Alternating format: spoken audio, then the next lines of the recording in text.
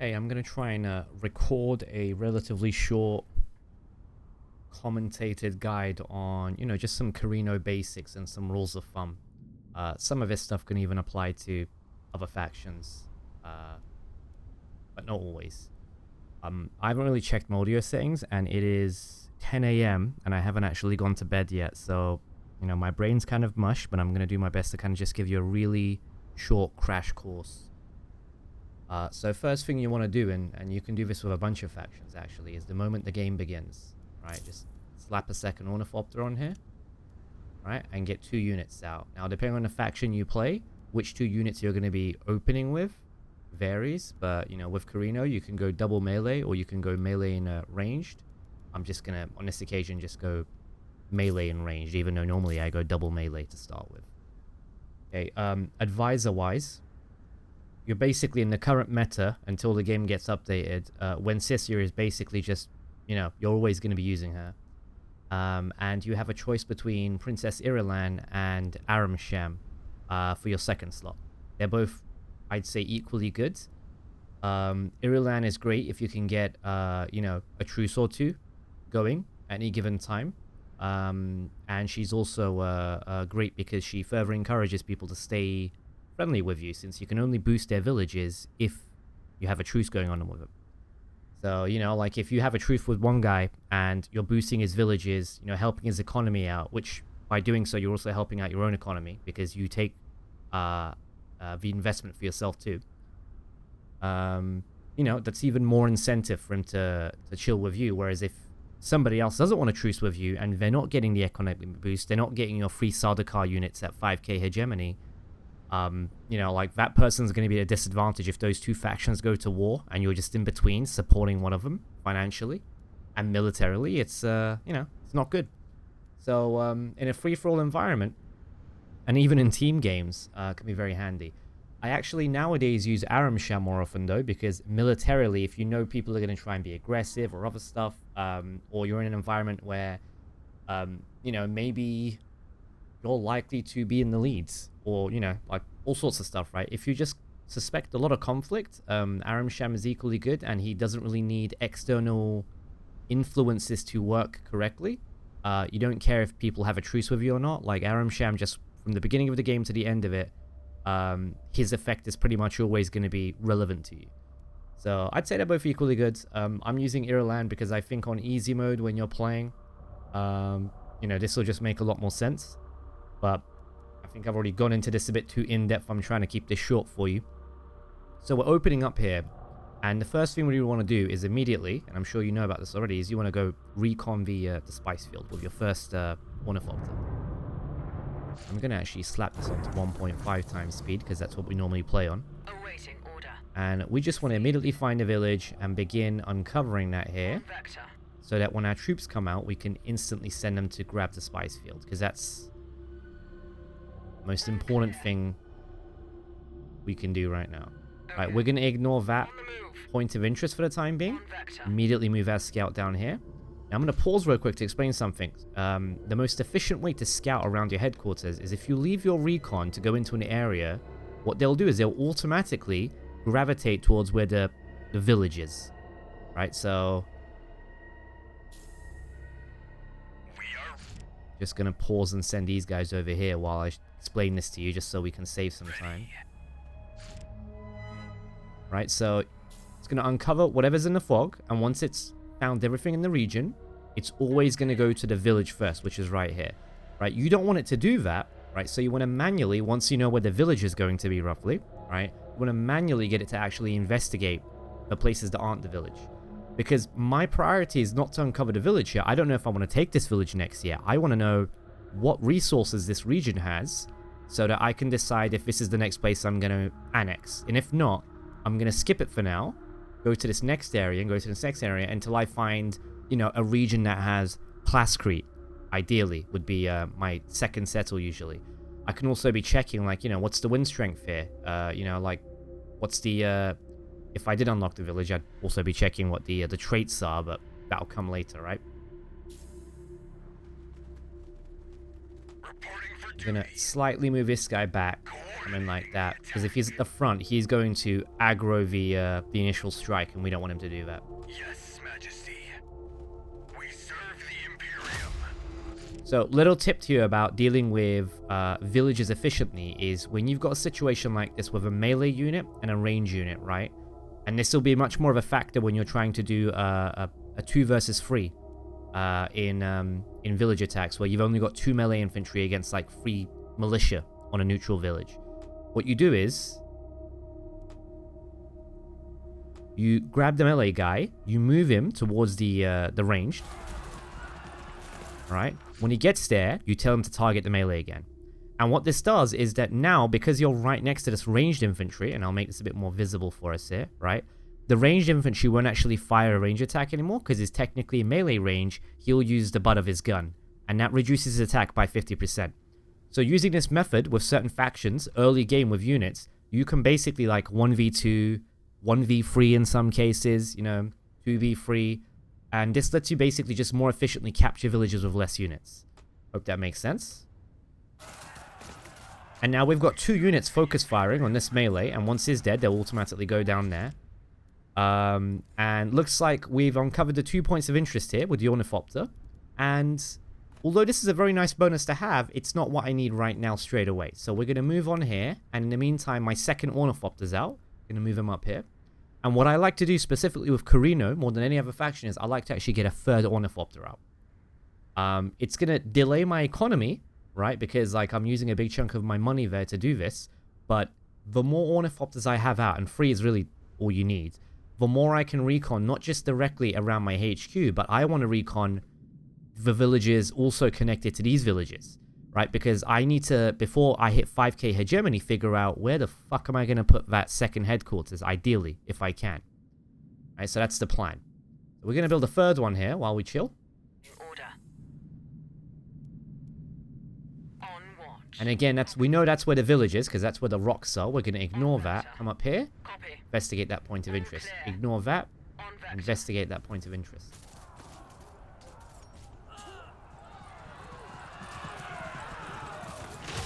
Alright, so these guys got that under control. This is where we're going to be colonizing next, right? Because it's Plascrete, and I really want that early on. Ah, we've got a worm attack nearby. So a little tip for you. These little notices above your units when you get a worm attack, and that sound effect that I just played, because there's a worm attack happening, and in this notification, these are all going to appear delayed, right? By the time you see these sometimes and you get that sound effect, it could be too late. What you can check, though, is on the right side here, when a worm attack is incoming, you'll get this same warning triangle over your units, but it will be much earlier than all these other notifications before the sound plays and stuff. Could be like 7 seconds in advance. And that can give you a massive heads up in terms of repositioning. And even the most experienced players out there don't even know about this stuff sometimes. Like, I've had to explain this to very experienced players, and it just blows their mind, because they had no idea you can get an early warning in that sense. So just a little tip for you. These are actually things I was saving for some YouTube video guides, but you know, I don't want to hide stuff if I've got the platform right now to explain it to people, all right? So we're just going to move over here. Continue our attack, keep that DPS up. We're basically won this fight. It is a bit worrying about my supply, but this guy should die before that becomes an issue. And we know we're going to be going here next. We've searched there, and generally, if you're really unlucky, you'll get only 3 regions connected to your HQ. If you're lucky, you'll get up to 5. I think that's the max I've ever seen. We have 1, 2, 3, 4, which is, you know, in between. It's pretty fine. We've got a Plascrete region, which is good. Obviously, we've got our Spice region. And then these two are kind of you know, this one doesn't even have great wind strength. But this one's 5, which is solid. And we're going to be investing in early science, which normally I wouldn't be. But this is actually quite ideal, because I'm going to get 2 research centers here. And research buildings aren't amazing because of how quickly their effectiveness falls off in the game. But considering this is the very beginning of the game, and I can get 2 research buildings put down relatively early, we'll be, you know, enjoying the effects of this early on quite well. So it's actually nice to get that. Alright, so once this guy dies, we'll be able to resupply, luckily. Put it a bit close. And we're going to grab that. And then once that worm's pissed off, we'll go, we don't want these guys to be AFK. Let's see. these boys to do something. And I'm going to set this one to auto recon because beyond this now, they can kind of just do their own thing. We serve the Imperium. All right, Cap, move down here. We'll position ourselves down there in a second. And the moment you capture your first village, right, you get the research tree. And this is going to be a bit of a discussion. Let me just quickly send this bad boy down here to just quickly check that POI. And what's this one over here? Oh, we can get some money if we chill here for a day. Well, why don't we do that since we're already next to it? Right? Let's have some fun with that. And while we waste time here, we can also have our boy heal. But research is an important topic for every faction. So I really want to get into this with you because this can make and break your match.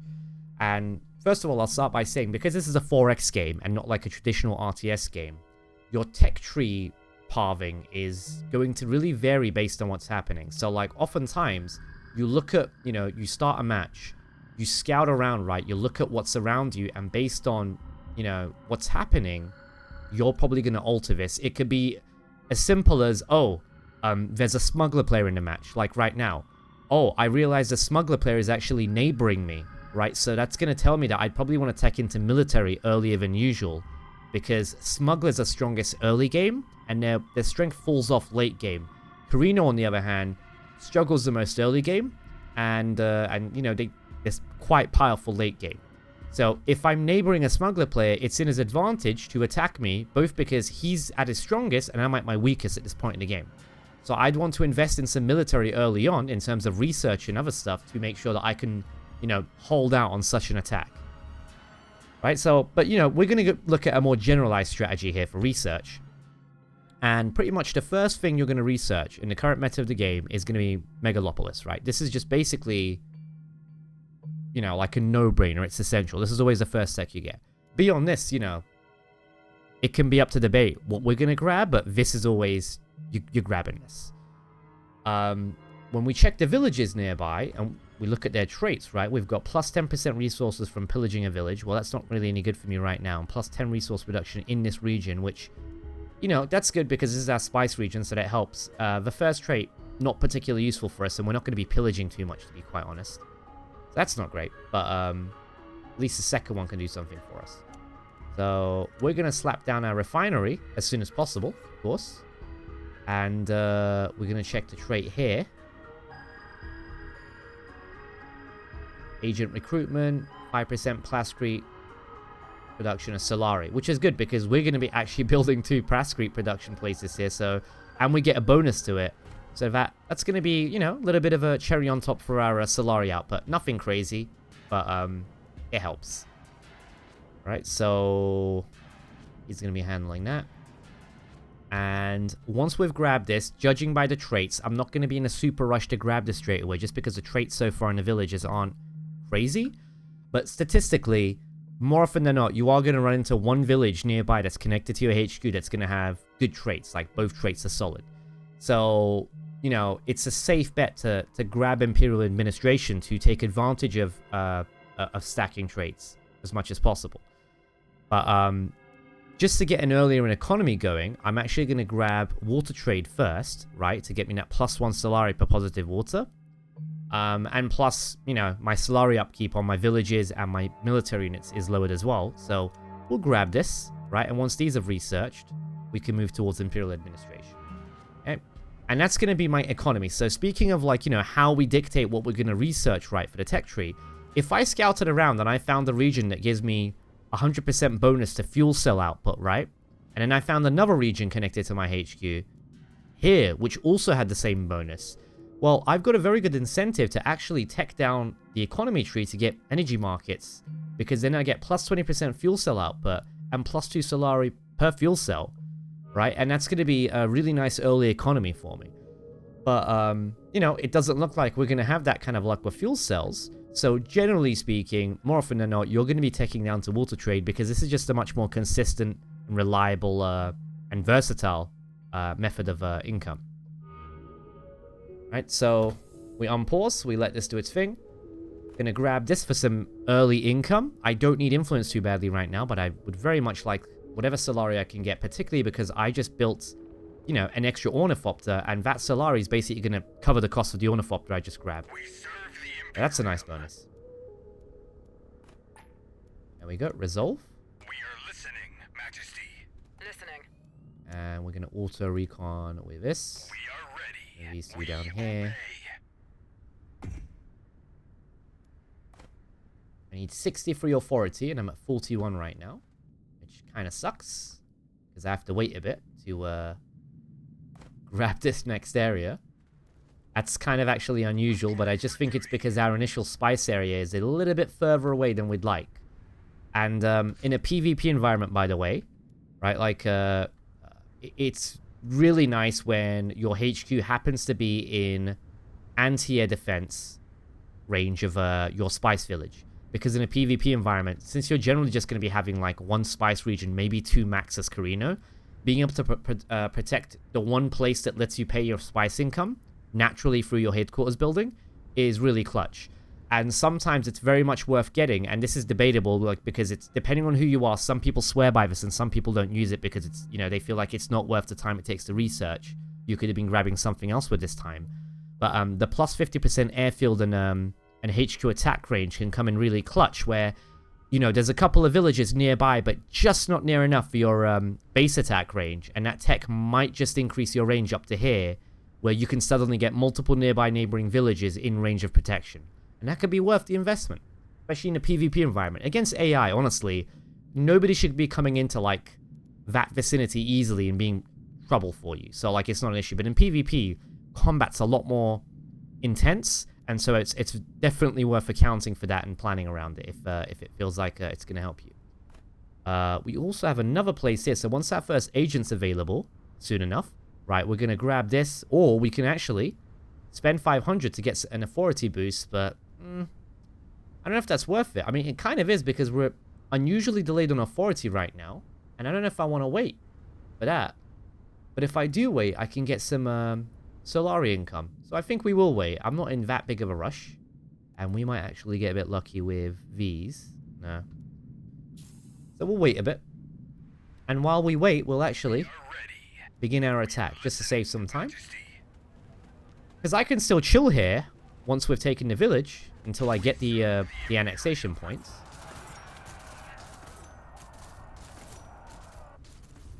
And just in case we have bandits attacking while we're wasting time, we'll put one militia here just to buy us time without us losing output in our initial village.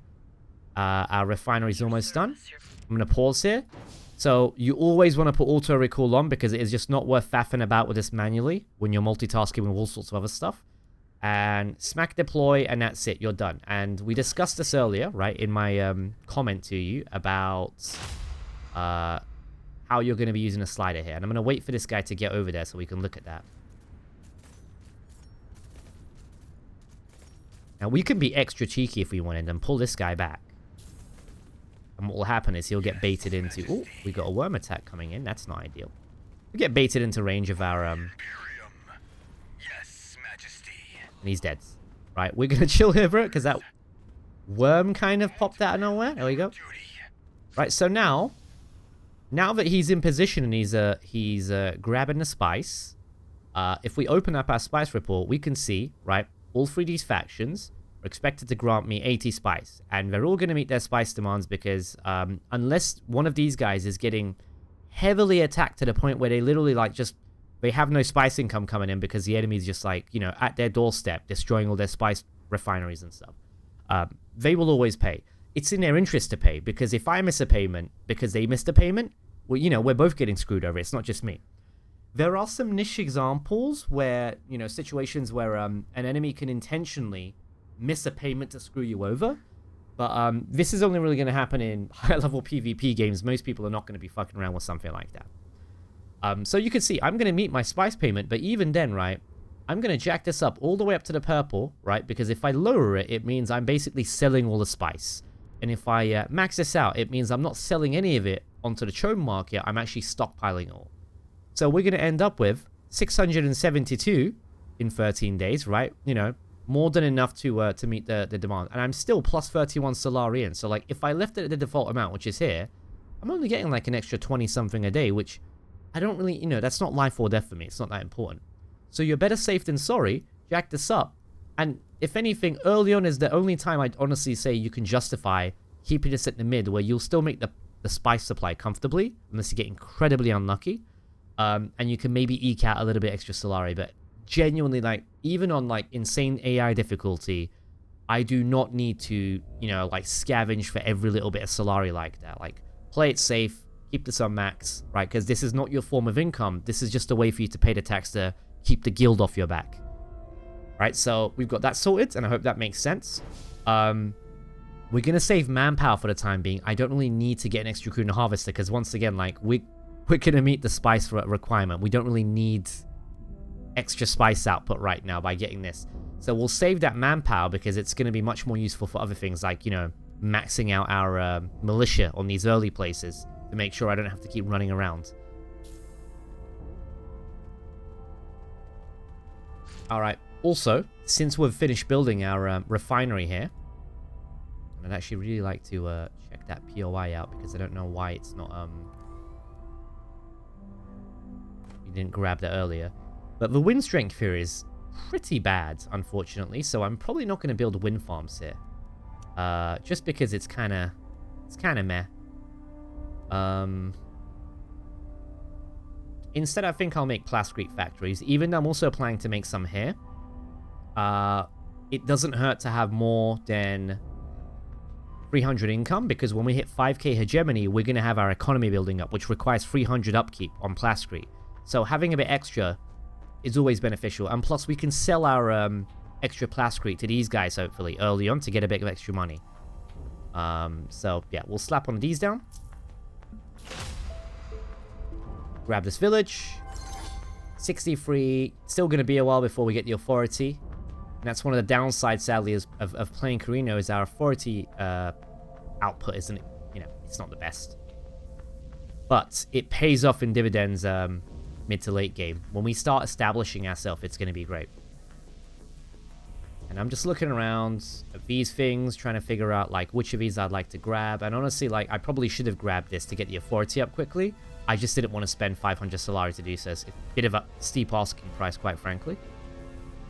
We can send a military unit as well to actually grab this, if possible. We can get away with it without messing up our supply on the infantry. Because the more scouts, the better. Early game, like I said. So we can already see here we're neighboring Atreides. It's good to know. And this is also going to be handy here. Expansion development. And our first agent is ready, so I'm going to hit the R tab. And we're going to always, right, almost with every faction you play, right, very few exceptions to this, always put your first 2 agents onto Arrakis, right, so you can get this authority output up as soon as possible. This applies to any faction, but, you know, even more important for a faction like Corrino. Alright, that's sorted. I can pull him back out before he starves to death. Grab myself an extra free ornithopter, set him to auto recon, and just, you know, let that one do its thing too. Alright, and with our agent up, I've got a few options here, right? I can get some money here. I'm actually kind of good on money right now. So instead, I'm actually going to grab this, because it's going to give me a free expansion development. And we're already, you know, I think we're researching the expansion tree right now. This is expansion. So it could maybe give me a head start to Paracompass, or a head start to Natives Knowledge, which ideally, you know, Paracompass I don't normally research. Very rarely do I grab this. So I'm kind of gambling on the fact that hopefully we get this. But it costs me nothing other than like a little bit of, you know, time just, you know, passively researching this. So, you know, no big deal. Alright. We got enough to annex that now. Our construction's here complete, and we always double build to save on upkeep costs. And the reason we look for plasticrete early as our second expansion is because early on, the thing you're going to be really starving for to get your infrastructure up and running is just plasticrete. Because the basic amount you generate is so small, and like each building, you know, requires like 150, you burn through it very, very fast.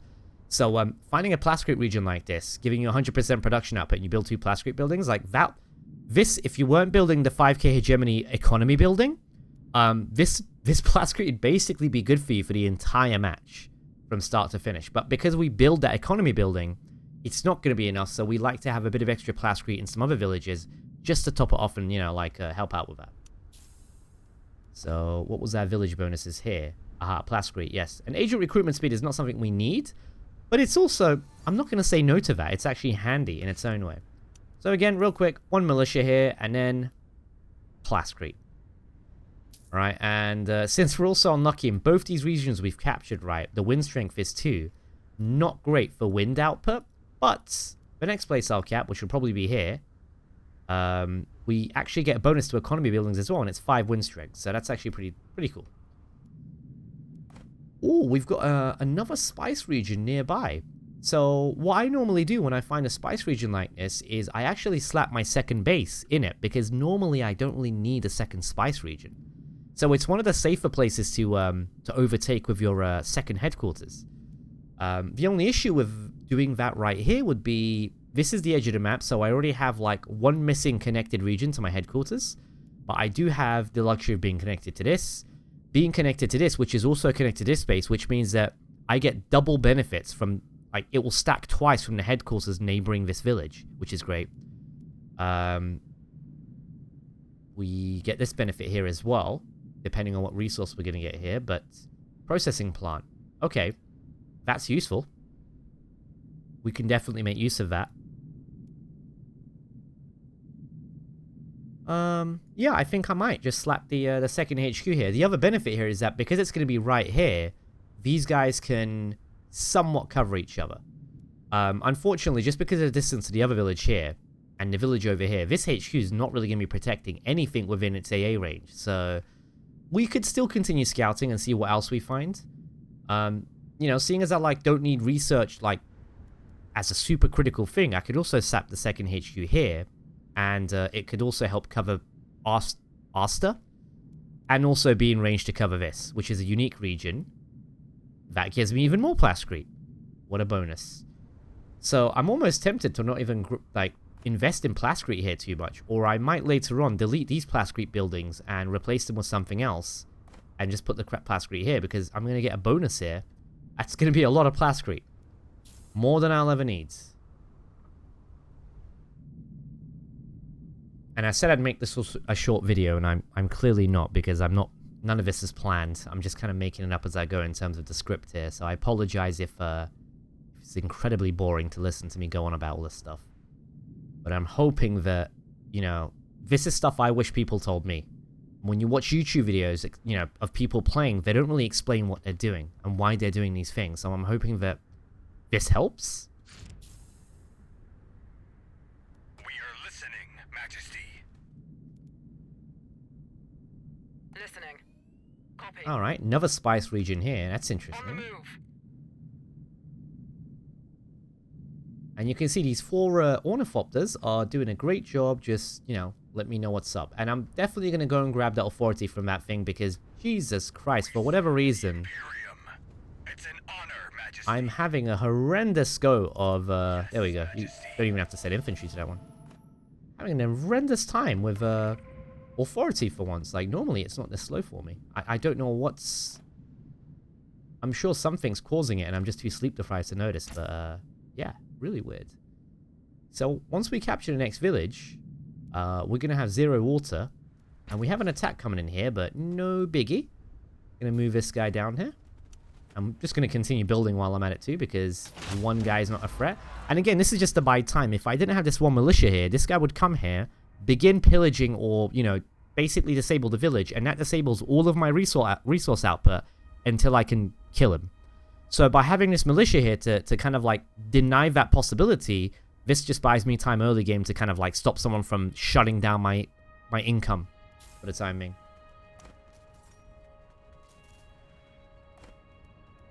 Alright, we want to decide what we're going to build here. So we've got the resource output, and I can get away with building 3 more buildings here. So what would I want to have?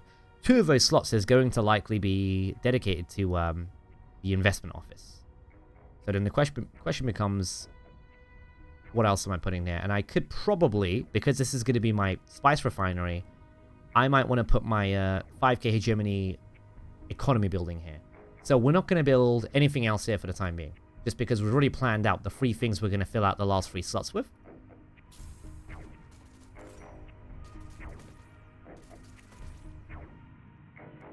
And let's take a quick peek In a PvP game, you would never pause like this, but I'm taking my time because, you know, we're offline and I want to explain this stuff as I go, right?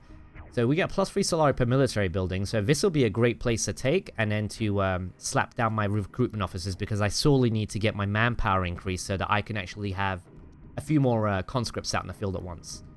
But right now, for this stage of the game, early on, 2 conscripts is all I need, because pretty much all the villages I'm going to be taking will only have 2 units in them. So that's more than enough for me to be dealing with that. Also, I just realized I've got my stream overlay on the video, so you're probably going to be seeing my stupid little anime avatar in the bottom left, and that's like overlaying the village icon thing. So if luckily I'm explaining it through the microphone, so even if it's blocking away, you can't see it. You know what I'm talking about. I just realized that's going to be a problem. Yeah, what do we have here for traits? So we got plascrete per economy, which, you know, we are going to be swimming in plascrete this match, honestly. And +3 Solari production per military building. So we'll have, like I said, recruitment office here. And what about this place here? What can we get here? +4 per statecraft and +10% resources from pillaging, which, frankly, I don't really care about. And that's also not connected to our main headquarters. So the next place we're grabbing is either going to be this, and that's for economy. And yeah, it's going to be here. I'm going to be grabbing that, and then next I'll grab that when I get the chance. But this is definitely much more valuable. And the sooner I get it and slap some research buildings down, the better. So that's sorted. Move the lads down here. I might just jack this up to 2 times speed, honestly. Because I'm already pausing as it is, so when I unpause it, might as well at least be faster. Never played on 2 times, so this will be an experience. Oh, there you go.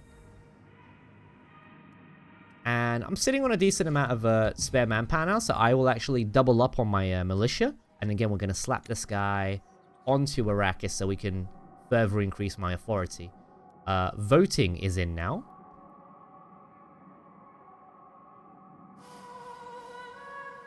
Ooh, 30 lands rat. That's pretty good. Economy development, I don't really care about that. I'll put decline just because I can.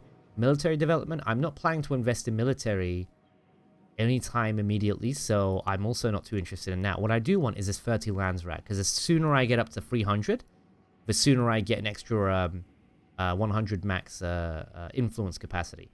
And the way I tech into Corrino, like, I always have a shit ton. Like, by late game, I have a maximum of 700 influence on standby, and I'm generating a ton of influence. So, like, I can usually push through whatever votes I want, especially against AI, but even against players. Like, it's people have to group together to kind of stop me from voting on something, which is a very powerful tool. So we're gonna vote for this. I'm just gonna dump all of my influence into it because I want to make sure I get this. And judging by the influence and the votes here, like, it's, you know, assuming minor houses don't screw me over with their votes, I'm gonna beat all the factions here on that vote. So fingers crossed. This seems to be going well. Point of interest is done, and that's gonna get me some expansion research. And let's see. So fingers crossed we actually get the tech that I'm hoping we get. So we want native knowledge. Yes, half of that's already done. That's great. You know, Lady Luck's on our side. So once Water Traders is done, we're going to grab that and an Imperial Administration, and we're going to be done with the expansion tree for the rest of the game.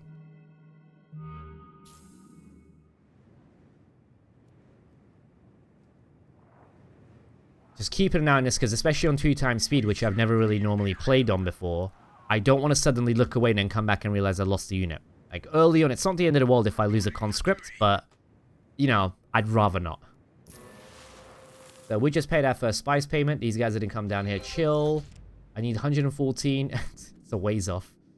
Let's invest in these before I forget, right? Just 1 militia each. And we look at our spice payment, right? So I paid 693, right? That's for the upcoming payment now, 24 days from now. And I've got 864. Now, normally, if you're doing what I suspect you were doing right before, where you try to just basically just about pay enough so that you meet the tax, and then you can pocket the rest of it for Solari. If you do that, whenever you open up this page, as soon as the spice has been paid, right, the tax has been paid, you'll notice that, like, your expected stocks are in the red for the amount you need for next payment, because the other factions haven't paid you their tax yet. That takes a little bit, it's a bit delayed, right? But because I'm stockpiling all my spice, sorry, even without them having sent me their spice tax yet, I'm already going to meet my deadline, right? So that's one of the bonuses of that approach. So we've got this Plascrete, we've got Solari. I'm only on +7 Solari now, which is, you know, a little bit dodgy, but not a huge deal. What I am sitting on is a decent amount of Plascrete, and I'm just going to quickly open up these trade screens and look at these guys as Plascrete. So this guy's got 381, and he's quite interested right now. He's got, you know, he values Plascrete because he's low on it. These guys too, right? They've got a relatively low amount, but particularly Atreides is looking to get some Plascrete right now. So what if I said to Atreides, hey man, like, you know, I'm going to be swimming in Plascrete for the foreseeable future. Here's 500.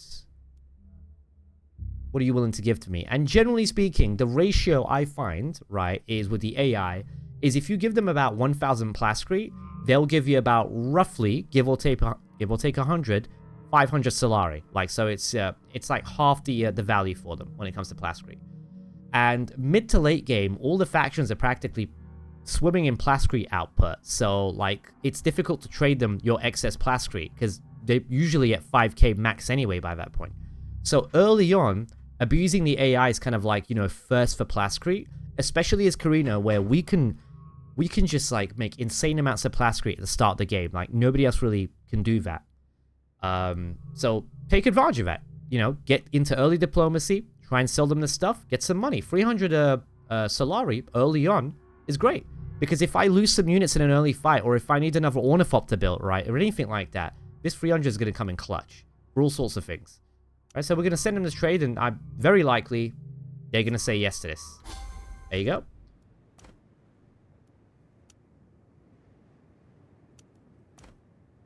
We're still waiting on the siege, and this is going to be a while because I need 114. Kind of unfortunate. TBH. I'm going to move this guy over here just to heal, since they can't heal here yet.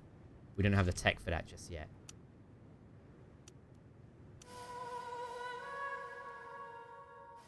Votes are done, and we're just going to wait a bit longer now. See what happens. Keep an eye around here. So there's more of a Corrino's territory.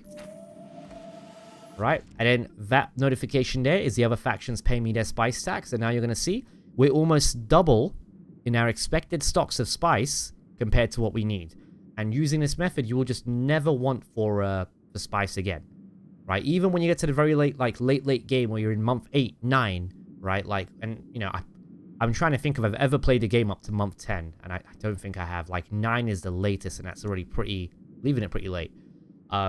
Because you're stockpiling up until that point, you're going to be good. The other benefit to stockpiling, which I didn't actually mention in my Reddit comment for you, is that you see how, like, you can see how much the conversion rate is. Like, anything over 2 is actually pretty good. This is 2.1 right now. That's pretty solid, right? Like, I like to stockpile early on, so later on, if I do need money, right, I can actually... I've got so much stockpiled that during one period where the value for conversion is really good, I will just sell all of the Solari for that particular month to just get a decent amount of income from that. And then once the conversion rate is, you know, average or below average again, I just smack it back up to fully stockpiling again. The other benefit of stockpiling is that if you sell a lot of Solari, right, it costs you more to buy Chome shares if you're going for an economic victory, which oftentimes you will be as Corrino. Whereas if you stockpile your spice and you don't sell it to Chome, Chome shares are actually cheaper overall. So little things like that, you know, that help you out, right, in terms of planning around how you can do that. And because, you know, we go for economic victory a lot as Corrino, and we don't really need spice as an economy method, leaving this up the top 8 out of 10 times is, you know, perfectly fine. Now, everything always has exceptions, and what I'm offering you here is rules of thumb to help you make decisions easier. So, you know, if somebody tells you, oh, well, that's not true because in this scenario, you know, like you shouldn't do that. Yeah, that's probably right, but we're giving you rules of thumb here. You know, like 8% of the time, doing this is fine. Even in PvP, I do this and it's fine, right? I'm sorry for like over-explaining this shit. I can't help it. This is definitely not going to be a short video, and I apologize. So we found Harkonnen down here as well, and that's smugglers, right? So this is giving me information because I might want to be on friendly terms with smugglers, because there's a deep desert between us here, right? So they won't be as big of a problem. And over here, this village on this connected territory we have is practically next to me and furthest away from them, right? Also, this is great luck for me, right? The polar sink is right next to this village. So I can actually, leapfrog from grabbing this to later grabbing this. And because I'm invested in water economy, when I grab this and get plus 100 water, that's going to be an excellent boost to my water, for my Solari output into the mid game. So this is great. We're having a great time here. Right, so we're a bit tight on money at this point in the game, right? In month 1, but it doesn't matter. I don't need money for much because I'm gonna get most of my income from just grabbing points of interest, looking around, doing my thing, right? Finding good village traits that give me a little bit of extra income. All these little things there, right? So we can actually go down here and get some Solari and some spice with an infantry unit. So why the hell not, right? Let me go do that. I mean, gonna be waiting a while for this 114 authority. Might as well do something useful. And again, while I'm chilling here and waiting, I'm just gonna slap another militia in each of these villages, just because 50 Solari is not really a problem for me right now. And if I wanted, I could also again grab this with that 40 manpower, but because I haven't built recruitment officers yet, I'm trying to be careful with the manpower output just for the time being. Alright, so we're checking that. And again, ornithopters just, doing their thing. How much time has this thing got before it expires? About 6 days of use left for this ornithopter, the temporary one. And another point of interest has appeared there. Okay, Chone market is up. So again, share buying price, right? This is where you can oftentimes see if you're selling all your spice through this tab here, through the slider, you'll notice that this will change from plus 10% to plus 6% or 5% or something like that. So, and that makes the shares just cost more. Shares will always cost more as you buy more and more, but you selling these will make them cost even more than that. So one of the things as a Corrino you do want to try and do, if possible, is you want to kind of have the most shares of any faction as much as possible.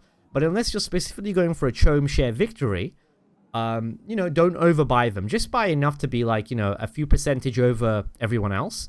Because if you're too over, then in a real PvP environment, people might get worried that you're trying to push for Chome share victory, and they'll start buying shares too. You just want to be ahead by 1 or 2%, so they feel safe not buying shares, thinking that you're not a threat right now, but you have the most so that you can take advantage of a technology trait you have, which I can't remember where the hell it was. I think it was this one actually. Yeah. Plus 5% unit power per factions with less Chome shares, and plus 2 influence production per faction with less Chome shares. So the more factions you have Chome shares over, right? Ideally, if you're doing it over all 3 of them, you're going to have plus 6 influence on top of the plus 3 you already have here by default, and plus 15% power on all your infantry, right? Which is great. It's a really nice boost to have. And because after the expansion tree here, when we're done with this, we're going to start teching through statecraft and grabbing this. This is a really early, a nice early power up for us to get. Makes us become a political powerhouse and also helps us early on with combat. So we have an economic development here, which, do I care about? Not really, because I'm not planning to research economy overall, but I'm still going to research it. And the reason being is, as I said in my Reddit comment for you, the one thing I research in economy is I come down and I like to get modular parts, because then I can set up trade agreements. Now, in a PvP game, you don't really need to grab this, because what you do is you just tell the other people that if they send you a trade agreement, like a truce and a trade agreement, you'll accept it, and then you can start boosting their economy, right? So it benefits them to actually kind of do that for you. At the very least, in PvP, never be the one to ask for a truce. Always ask them to do it for you, because truces cost authority, and your faction is the most authority-starved out of any faction. Like a Fremen has a lot of authority output compared to you early game. So ask them to send you the truce, and then you can, send them the trade agreement if they don't have it researched. But in Fremen's case, they'll probably even have trade agreement research, to be honest. So we could tech down to this, but instead, I'm actually just going to let this research do that for me to an extent. Well, not this one, but the other one I found, wherever the hell it was, over here. Yep. I'm going to let this do that for me because when it says it's going to improve like a random economy tech, well, it only improves the ones that you have access to. And right now, because it's literally just this one tech here that I haven't researched yet, it's going to guaranteed give me like a 50% reduction on this, which will save me some time. Sorry, again, I'm over-explaining these things and going into probably too much detail, and this is going to be boring as hell, and I feel really bad about it, but when I'm doing something unscripted with no sleep, this is the best I can do. All clear. All clear? Hey, we got another free ornithopter for a quest, right? And this is a great quest, actually, because if we produce 2,000 Solari, right, and we have 1,000 Solari on standby, right, and we let our labhopter spend 15 days assisting a harvester, we will give up 1,000 Solari, which, you know, by the time this quest is done, we'll have that 1,000 spare, but we'll get +3 knowledge. Now, combine that with us getting this research region, we're going to have a bunch of knowledge from this. Also, on top of that +3 knowledge, we're going to actually have a really nice economic advantage over other factions at very little cost and investment. And that's going to really help us get all these techs that we want much sooner than usual. So this is a pretty solid start for us in general. So we're definitely going to grab this Fopter here and slap it on top of our spice miner there. And we're going to take this free spice and money. Let's see how much we get. 225, lovely. Definitely won't say no to that. This is getting researched, and while that's happening, I'm looking around. I need 114, so we're almost there on that authority. And I'm looking around here at what other points of interest could I be utilizing here, right? Always be looking around on points of interest, because if you've researched one and you're done, and you're not researching another one, that's a passive income or research or something like an authority you could be generating. It could be quite handy, right? So, always be looking out for that. And for this one, I'd probably want to go down military, because I'm planning to, after Sacross is done, go down military. And again, just because there's only one military thing available right now, it will guaranteed give me a 50% increase on this, which, no-brainer, you know, like, the only issue is getting down here without losing supply, honestly. So I'd probably have to capture this area first. Almost there, 110. Almost there. We got a trade request from Atreides. Greetings. And this is actually an exceptionally good trade right now, because normally the AI, whenever they try to make you these trades, they always try to throw in an influence demand. And this is the one thing you generally don't want to give them, because it's, especially early on here where we're not generating a lot of it, 6 influence is precious because I don't have a lot of it. And if I give him too much, he can maybe outvote me on an upcoming, you know, vote that like I might want to have for myself, right? But I do want to have a non-aggression pack with him, even though he's right below me and he's going to be a nuisance. It's just beneficial for the time being. By the time we want to actually start fighting people, I can cancel this without being punished, so we don't have to worry about that. Plus, he's going to give me 212 Solari, a bunch of spice, and 6 intel, which is nothing. And he's in fact even giving me influence, and all he wants in return, right, is to be my friend and 1.1k plascrete, which is like the one thing we are making tons of right now, right? So this is a no-brainer yes. Normally it would actually be kind of sus and they always demand influence, like I said, but in this occasion, this is a very good deal. We're going to say yes to this. So voting has begun, and we're going to look around here. And this is a unique Corrino stage, of course, that you're probably aware of, right? We can put an Imperial Edict on things. So I'm looking at what we've got here. Do I want a 50% cost reduction on buildings? No, because by the time I need this for the 5k hegemony stage, where I can build my eco building, which costs 1,500 to build, this would have already expired, and I wouldn't really get use out of it. So I don't really care about this. Recruitment cost, right? I'm not really planning to build that many units, and my units are already quite cost effective because I build conscripts. And if I was using Aram Sham, they'd be even cheaper to build and maintain.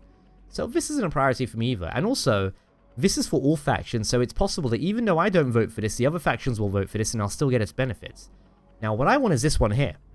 Plus 30% on authority production, which is the main thing bottlenecking us right now. I'm going to be dumping all my votes into this, and judging by how the influence is looking right now, I'll probably win that vote. So that's good for us to know. We can get rid of that. Almost ready on the annex.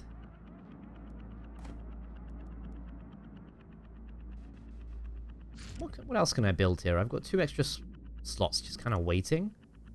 And I'm trying to think to myself, like, what would I want to slap here? And my guess is either a fuel cell factory, which I don't need right now.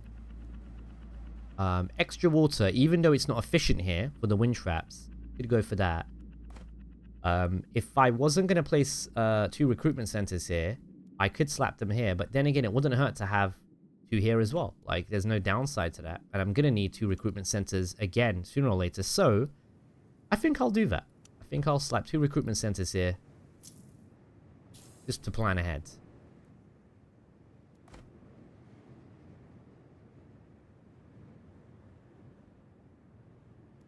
We can finally annex that at a snail's pace. So this is completed. We're going to grab this for the economic development. And now when we check the eco tree, right? This has done more than 50% for us, right? So we can kind of skip this, hopefully. If we find another one like this, it'll actually complete this research for us. So if I ever want to get a trade agreement research, I just have to tech into this. And this is already done for me without having wasted any time on it. Beautiful. Right? So I hope that kind of shows you what the advantage of that can be. Now, I can get some free money here, but like I said, I really want this military tech thing done. So I'm going to have to find a way down there at some point to grab that. Right now, I definitely don't have the supply to meet that, but maybe I can actually. I'm feeling cheeky. I'm feeling risky. Let's give it a try and see what, you know, it's a learning experience, right? Normally, I wouldn't risk this, but we're going to go for it. And would you look at that, right? There's also another plascrete region here, right? So really, like, just an insane amount of plascrete output. We've got a unique region right here, which is going to give us plascrete.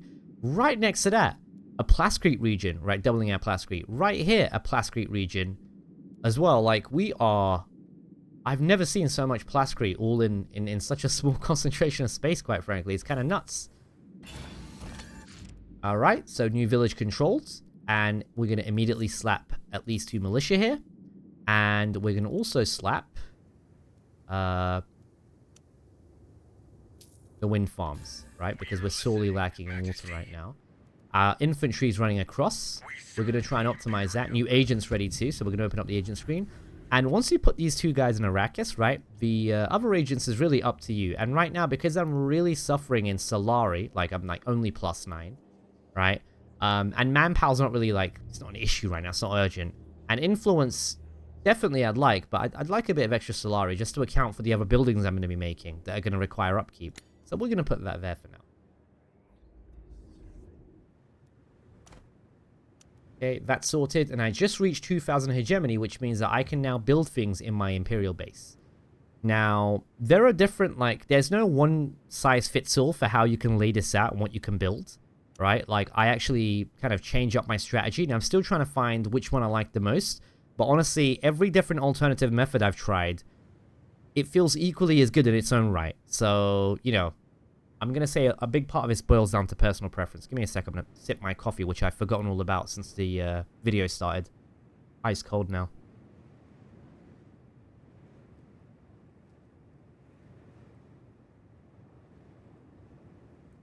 Oh my god, this video is almost an hour long.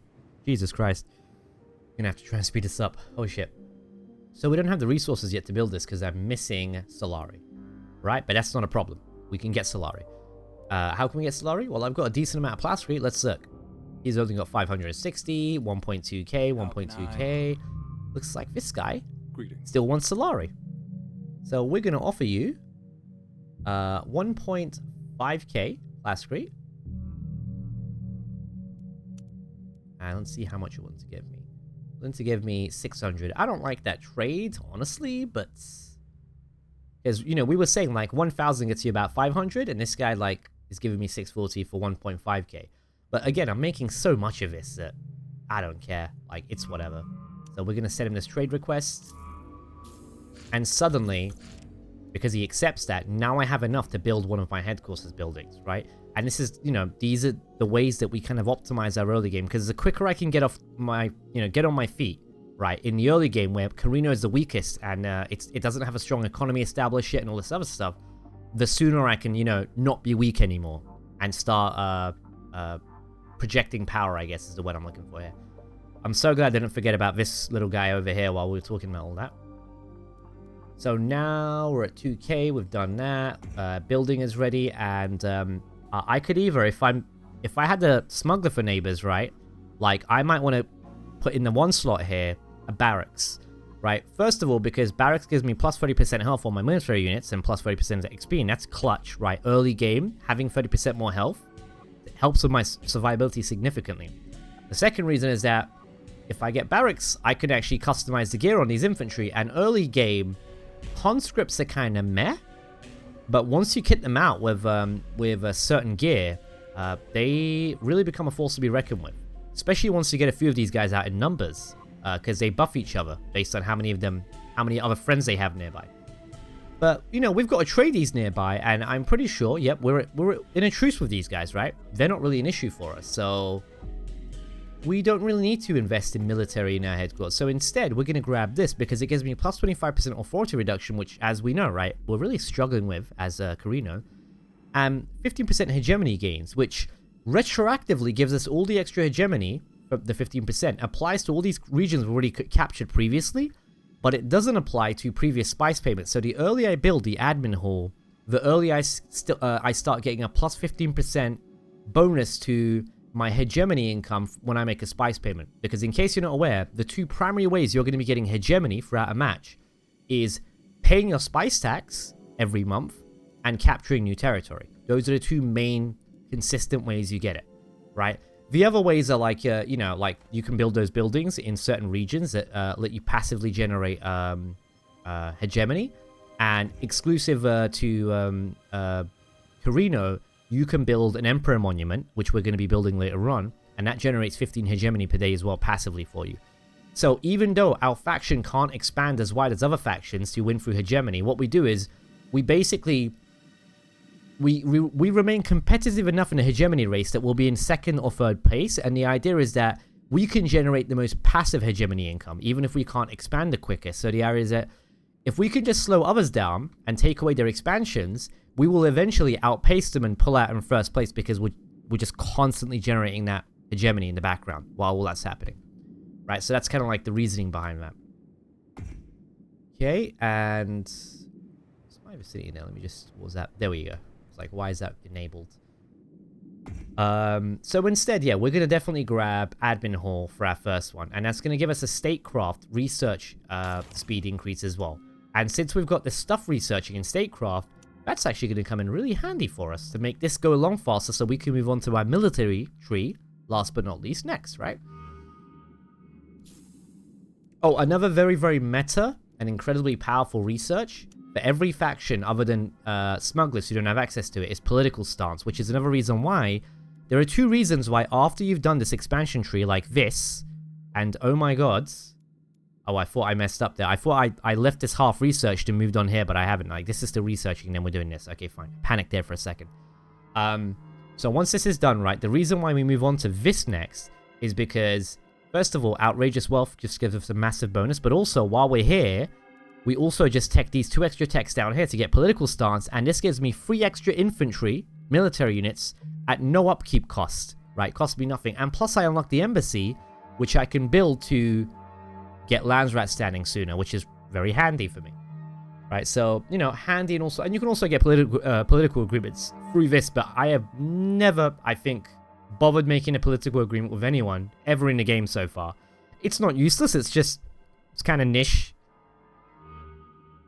And I'm making so much influence income that honestly I never need that extra boost in influence, honestly. So we have a unit losing supply at 76%. Can I risk having him? Yeah, we can. I think I can get him back in time. Yep, there we go. And now, if I resolve that and check my military tech tree, see, we've almost finished this already. And I was going to have to research this anyway, so I just saved myself about 3 days. Maybe even longer, because every time I research something, everything else I'm going to research takes longer now, right? So it becomes an additive thing. This is still building, taking its sweet time. And while that's happening, I'm just going to look around, check this quest, which is still ongoing. 5 out of so-and-so days. We're making some Solari income here. And maybe just to kind of like, you know, help myself get this quest done so I can kind of like get that +3, I might want to tow down temporarily my Solari stockpile a little bit, right? Make some extra money. Maybe all the way down. And the reason for that is because, if I recall, this quest wants you to produce the Solari, right? Any Solari you get from points of interest in the traditional methods through trading and stuff that we're doing right here to kind of make up for that, it doesn't count, right? So we want to actually sell some stocks here. Sell some, sorry, not stocks, but some spice stockpiles to kind of get this to go up faster. We've got 33 days to do that, and with the income we're going to be getting soon, this should be fine. +3 knowledge is going to be great. This is going really well. And I hope you watch through this video. I hope it doesn't bore you, because this is a pretty good session so far. All right, so our recruitment center is finished building. We immediately build a second one so that we can keep the upkeep low on these buildings. I use my Plascrete there to upgrade these. Got double of that. That's not ready yet. Need 81 authority for this. 103 for this. This is the next one we're going to be taking, so 83 here.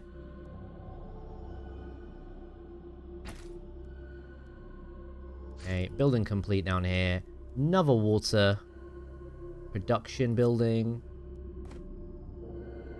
And these are great because I'm getting +1 Solari per water. And it gives me free water per level of region here. So that's 15 water there from one building. I mean, I'm getting +30 Solari when I get these two up. I also need the water anyway because I need water to expand to new villages and build more units, right? Because they have upkeep on water. So it's versatile in that sense, once again, that like I was going to build these anyway. Might as well heavily invest in this economy around it. Alright, again, looking around for points of interest since I'm kind of like not researching anything point of interest, right? Oh, another economy one. Let's grab that, and that will actually complete this first economy research for me. Save me some time. Next voting stage is in now, and like I said, we wanted to kind of like save our points for these two because they're not super critical, but really just dump all of our votes into that. We want to win this election for authority because that's what I'm starving for right now.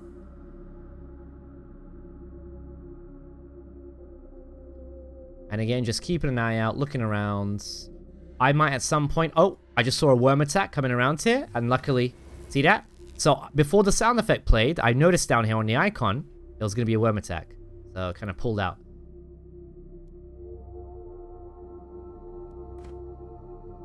Once this wind farm is done, we're going to put our research buildings here. Get a boost on that. Plus for the agent recruitment on that. What else can I put here? Is there anything else I badly would want here? And the answer is probably no. Would not mind maybe some extra intel, but I don't really need that intel too badly early game, so it could go either way. For now, I think we'll actually just use it for water. If my upkeep is going to be 6, and that's going to come down to like 5 or 4 per building. Right, so let's say I've got 8 upkeep. It would barely give me a profit of like 4 or 6 Solari. So I don't think wind farm is worth it. So I could go for either fuel cells, which I don't need for the time being, anytime soon. So I think actually, yeah, generating more intel probably going to be the best play here. That way I can get some early operations up. So, Corrino doesn't have any amazing faction unique operations. Every faction, as I'm sure you've noticed, has 3 unique ops, right? 1 an easy, 1 medium one, and 1 hard one, right? I'm a big fan of Corrino's faction unique easy operation because it just gives me +2 armor. And the reason I highly favor, and I always usually have a bunch of these easy ops on standby, is because there's a 0% chance your agent's going to be captured if the op gets detected. But generally speaking, even if you use the medium or the hards, oftentimes your agents won't get captured, right? So, you know, if you've got really good medium and hard operations as well, like Harkonnen, across the board, all 3 of their unique ops are really good and they synergize really well together, you can grab those. When you have a worm attack, by the way, whenever you see a worm attack, remember, your harvester will automatically withdraw, but it will not automatically deploy. So always, when you see a shaking icon like this up top. Those ones are always important. Like that shit, hit deploy, let that thing do its, you know, let it do its thing. Alright, another POI unlocked here. This is going to be an expansion one. And we're basically done with the expansion tree, so unless that expansion tech actually happens to get me admin consolidation, and maybe then I can justify teching to this when I normally don't, that might be worth it. But actually, increasing siege detection could be quite beneficial. But neither of these are too important right now, so I'm going to keep looking around for other neighboring points of interest, right? Like this one, once it gets searched, could be good. This one we can't actually access right now. So we're a bit limited on other POIs because there's not many nearby for the time being, except for that. And I think our ornithopter's about to check that one out for us. Yes. So if it is a good one, we'll take a peek. Gonna continue dumping some votes into this. What do we have here? Hey, money and spice. These are two things I'm a big fan of normally, so we'll go grab that with our soldiers. We have a raid coming in, and I'm going to ignore this. I'm not going to send my soldiers down. I could maybe bring this down and try and see if I can get a bit of XP on my soldier. But, you know, my free militia is going to be more than capable of handling that. So we've finished researching this, got another economic, and right now, economy research on this is, we'll say 60%. We cash out on this. It's now complete. So now I can just immediately skip to researching this for 10 days. So save myself 5 days of research, which is, you know, not a small amount, especially early game. So our construction is now complete, so now I'm getting an authority and a hegemony bonus, and some of my hegemony gets converted into Solari, which, let's see how much of that is right now. Administrative Hall is giving me plus 10 Solari. That's not too bad. So for 2.6k hegemony, we're getting plus 10. And if we look at our expansion here, hegemony-wise, even though I'm playing Tool, and we're, you know, we have a very slow early game with how small our authority income is, you can see I'm not very far behind at all in the hegemony scores right now. We're, you know, we are in last place, but only by a little margin, and I can easily grab that back once I, you know, tech up the, grab this and this down here, especially this one, because it's going to be a special region, right? But we need 81 for this, you know, just missing like around 30. Grab that.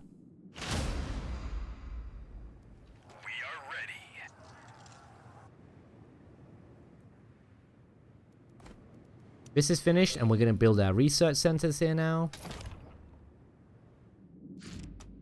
Supplies getting low, but not a problem. This is almost finished. There we go. Get my 84 spice and 200 and so Solari. And since I'm selling here, and I've got the stockpile I need, I should be getting somewhat close to finishing this. So we have the stockpiled Solari. We've met that objective. We stockpiled a quarter of the amount we need, and we still got more than half the amount of time to go for this. So that's a good sign. And our Labthropter's almost finished assisting the harvester to total amount it needs.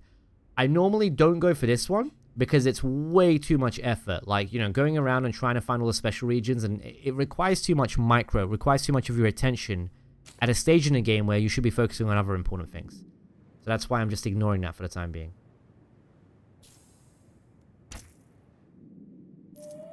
Alright. Fight is done. And construction complete here. We're going to build another data center to reduce our upkeep on that. And that's going to give me 7 intel every day. We can use that once we have a spacing guild on our next stage in place. We can get consolidation applied, which would be handy. So some other operations that I love to use besides consolidation is I like to have scavenger team on standby so that when I'm going into a big fight or when I'm going to take out a village, this doesn't cost me any money. It only costs me intel. So if I've got a bunch of intel lying around, it's a good way to make some quick money from a battle you know you're going to win, because every kill you get's going to give you some extra cash. I don't pillage very often with Corrino, so the resource from pillaging doesn't help, but you know, you can still pillage with Corrino. I still do it sometimes. It's just not like something I commonly do often. supply drop's another good one. EMP bomb against people using a lot of mechanical units is incredible because it halves their power and their speed, so you can really take them out quickly. Interdiction Zone is a very interesting faction-specific ability for Corrino, but I won't get too deep into that. And Orbital Strike I've used, and I swear to God, this thing damages me more than it damages the enemy. I'm not really a fan of it. But I've only used it a couple of times, so I need to spend some more time with this to see if it's any good. But I've not been impressed so far. Alright, so we're now pretty good on manpower, enough to actually just slap a crew on this vehicle. Get some more spice income. You can see Atreides is coming to grab this. Not great. Because I'd rather take it later on, but that's, you know, not a huge deal. So we can now build another building. And I could go for a barracks, for example. But what I'm going to go for here is I'm going to get actually 3 admin buildings over here as well. 3 statecraft here. And 2 economy here.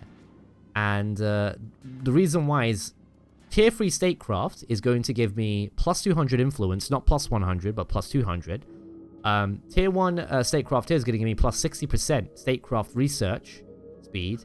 And Tier 2 Solari here is going to give me plus 20% Solari production because Emperor's Monument doubles the bonuses we get from districts once we build that HQ building. So very, very clutch. And that's this is one of the main layouts I use when I'm playing Corrino for my HQ building. So they're going to take that, and I can't stop them because we're in a truce right now. But what I can do while I wait is build either my recycling vats, which could be handy because I get a little bit of extra water, right? Nothing crazy, but a little bit of extra water. I get some hegemony, and this is another reason why investing in water can be very useful, right? No matter which faction you're playing, having a water economy means that if you're neck and neck with someone in a hegemony race, and you're both close to winning, if you build recycling vats and you've got water, wind farms everywhere, right? Like this will give you that little little boost ahead of them that you need to pull out in front. And also plus 25% max supply right now would be quite useful for me getting my military units to points of interest and not get them killed on the way back. So I might consider that. But also plus 2 knowledge from Research Center is also great. And we're also getting a bunch of knowledge stuff. And this is going to also increase my knowledge output by 20% and reduce the cost of my research up. So I think I'm going to grab this next, in fact. That's considering how much research we're going to be getting in this match just because of how fortunate we've been with some of these bonuses. I think a Research Center is a great pick here for my second option. Oh, what's this over here? An expansion development. I was actually saying earlier, right, that we don't really want to care about getting that too early right now. And an economic one, perfect, because if I grab that, I can hopefully, it's a 50-50 between these two, I can hopefully maybe take that unlocked. Or I can just come down here and grab the spice for free. And since I'm not stockpiling spice right now, that could also suit me well.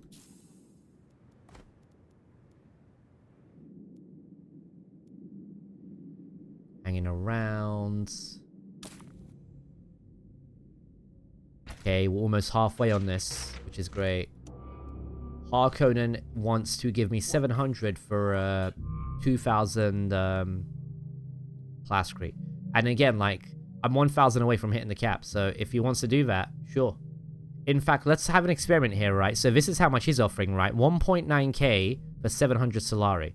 Now, what if I, before accepting that, go into the trade screen here, and I offer him 1.9k Plascrete, right? Exactly what he was asking in that trade. And I can't remember how much he was willing to give. But I think it was 600 or 700, right? 600 is right here. 700. So actually, he's giving me a better deal than if I asked him manually to trade me for this. Because if I asked for 700, he'd actually say no. So this is great. We're going to say yes to this because this actually works in my favor. Now we got some extra money to work with. Never a bad thing. Because at this stage in the game, when you get to around 3 to 5k hegemony, you need to have some Solari stockpile so you can A, build these headquarter buildings, which are very expensive, and B, you need 3,000 to get your second main base plopped down somewhere. You need 3,000 Solari and 100 authority, right? So we're trying to plan ahead for that cost too. Now, oftentimes, I don't slap down the second base as soon as possible, But in this occasion, we got a lot of early ornithopters out. You know, we've done a good deal of scouting. We're doing great on that. We've got a good idea of what's around us. So I could definitely make plans about where I'm going to place my next base. Could be here because this isn't like a super important place. Like the wind value here is quite small. I could maybe increase the output here from production. And I could also benefit this building here. Get another spice refinery here, which I don't really care about, but it just means I can stockpile less spice and maybe get some extra income off this. But, you know, mid to late game, the income off the spice ain't gonna matter. Or I can slap it down here, like I said earlier. I don't know.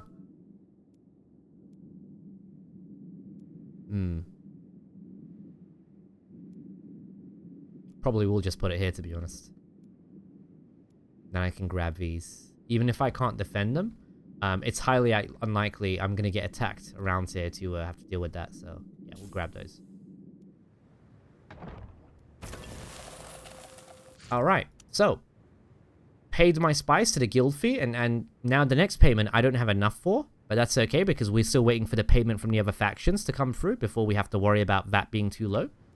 And the enemy, the Atreides player, because he just captured this unique region, has hit 5k hegemony before us, and that's fine too. Not a big deal.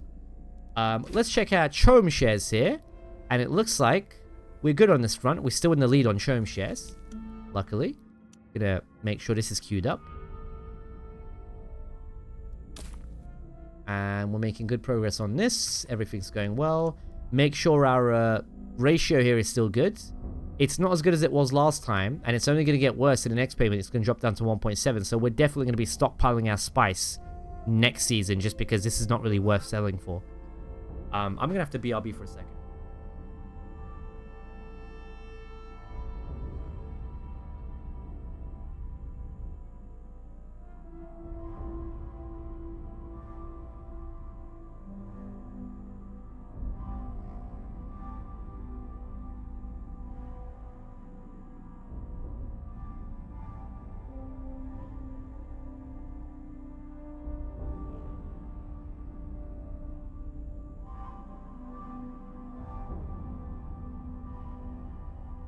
And I'm back. Sorry about that. Right, let's unpause. Chom shares were made available. We're not going to be investing in Chom shares just yet. It's too early. We're coming towards the end of month 2, almost coming into month 3, right? So we're entering the mid game soon. And we can consider the mid game when we hit 5k hegemony. Construction complete. Now we have all of this village outputting how we want it to. Right, we've got 2 data centers. Everything's sorted out down there. We've got good output on this. Get rid of those. Whoops. I am definitely going to bed after I finish recording this. Can't keep my eyes open anymore. We have another agent slot available, and I am probably going to put this in Solari again. And the reason why, personally, I tend to put my next 2 agents after Authority into Solari until it fills up is just because down here, once I finish researching this tree, like in this pattern here, right, and I come down to Statecraft to come down here, grab this, and then come and grab Political Stance, the first tech you're getting in Statecraft allows you to double your Solari output from Chom Infiltration, right? So instead of getting plus 10 Solari from each agent on there, I get plus 20. And at this stage in the game, where literally like 10 increments are actually making a difference for my income, you know, plus 20 Solari per agent, adding up to plus 40 with the 2 agents there, it's nice to have. And Landsrat Infiltration also produces double the influence, so when I start putting my agents into influence next, once Solari's filled up, because that's what I usually put the agents into afterwards, I'm going to start making a decent amount of influence every day. Alright, so that's the plan there. I hope all that's making sense for you.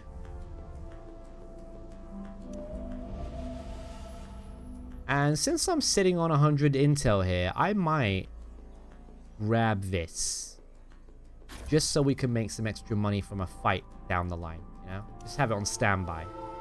So these are the next votes we can look at.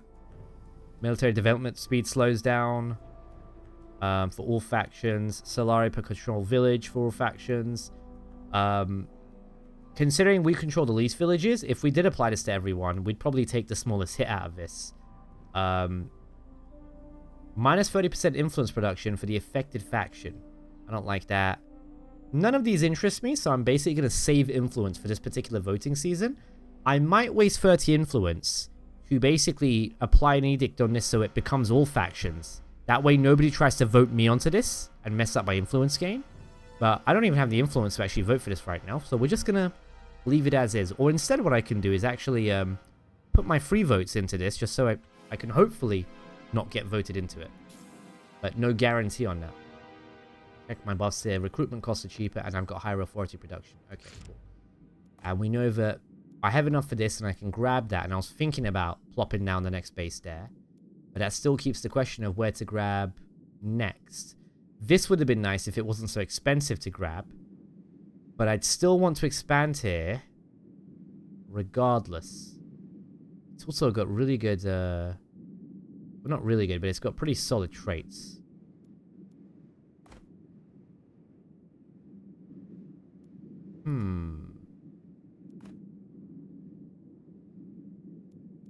Economic. How would I want to play this? It's a tough call. Like, there's so many ways you could use a second headquarters, like the second base, sorry. Right? Like, there's so many ways you can place it for certain things you need to get done. It's tough kind of like deciding which one you're going to do.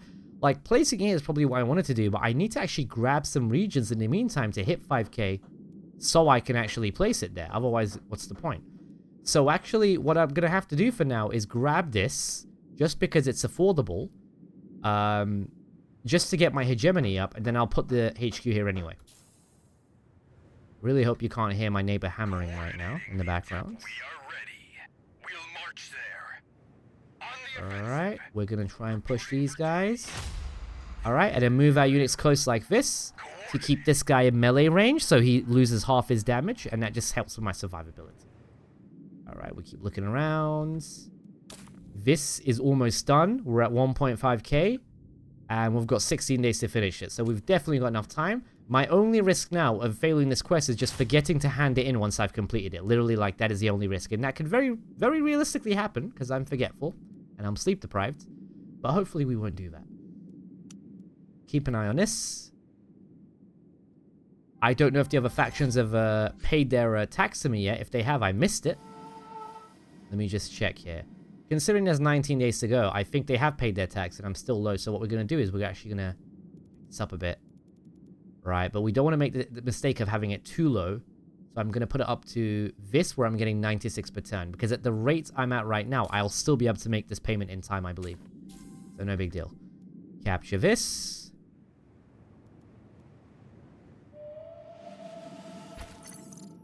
Alright, and construction complete. We now have +2 knowledge, so we're going to research things even faster. And just to get a 10% economy bonus going early on, I'm going to grab recycling vats as well. Right, it's also going to help my supply. Unfortunately, that did dip our income because the upkeep on that HQ building went up. But we can try and fix that. There we go.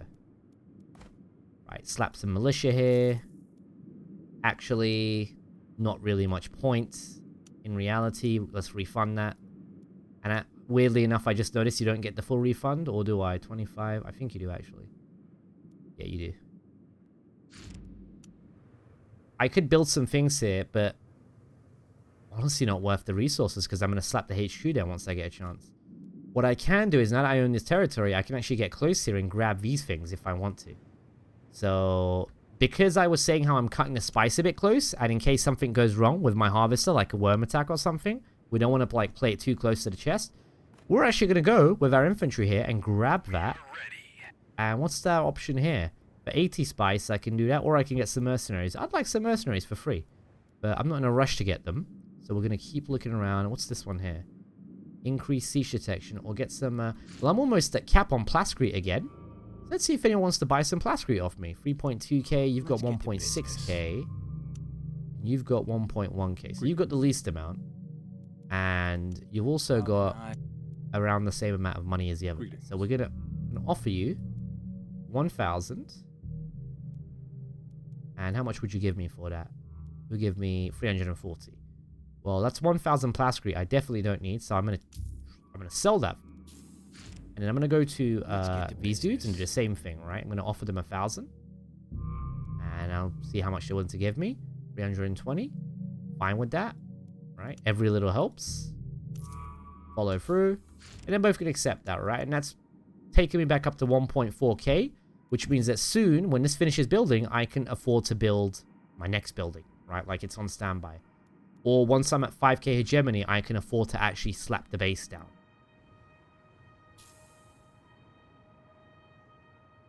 I was actually, you know what? One of the things I did want to do here, right, was actually build recruitment offices. Because it was going to benefit me. So maybe I don't want to slap my base over here. Just because of that benefit. And yeah, I think I'll keep this place actually for recruitment offices alone. So change of plan. Because I forgot about that. I was planning to, from the very start, right, grab this territory for the recruitment office building bonus. And review down. What can you get me? Plasticrete. Since I sold the plasticrete earlier, might as well get that free plasticrete, honestly. Review down. Solve that. That got me 144. So now, got a bit more of a buffer there to make sure that's not missed out on. And we're going to vote for this. And we're gonna vote for Atreides. Because they have the most influence right now. So we're going to vote this on them.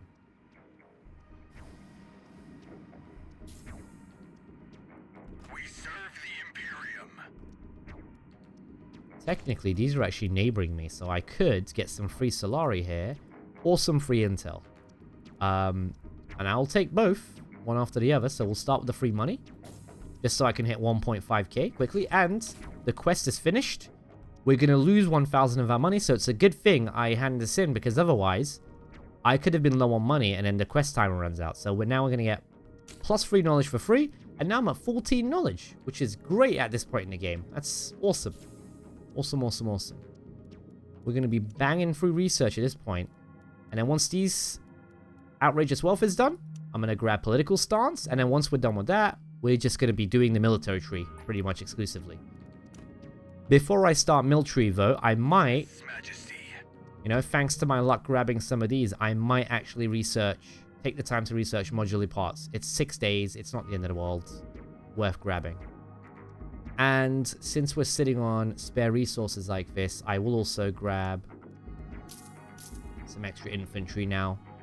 We're at a point where having 4 conscripts is going to be worthwhile. Things are looking good. We've essentially surrounded our main base with all the connected territory. Finished building our second economy building. Right, so we're good on water. We've got max supply. We've got some extra hedgy, almost at 5k thanks to that. And we're making 10% more Solari output, so we're almost at 100 per day. Right, not to mention our statecraft research bonus is helping me get through this part of the research tree faster. Right, so I hope this all makes sense to you as to why I'm specifically taking these particular things in this order, right? You can see how it benefits me. And we're neighboring... so one thing we completely forgot, because I've been using so much Aramsham, I forgot. I picked Irulan, right? As my second advisor. Hey, we've got an unassigned agent. And since now, Chome and Arrakis is full, we're going for influence next. And again, our influence, when we put units here, is going to be double what we normally get because of that research we finished. It gives us ×2 for Chome and Landsrat.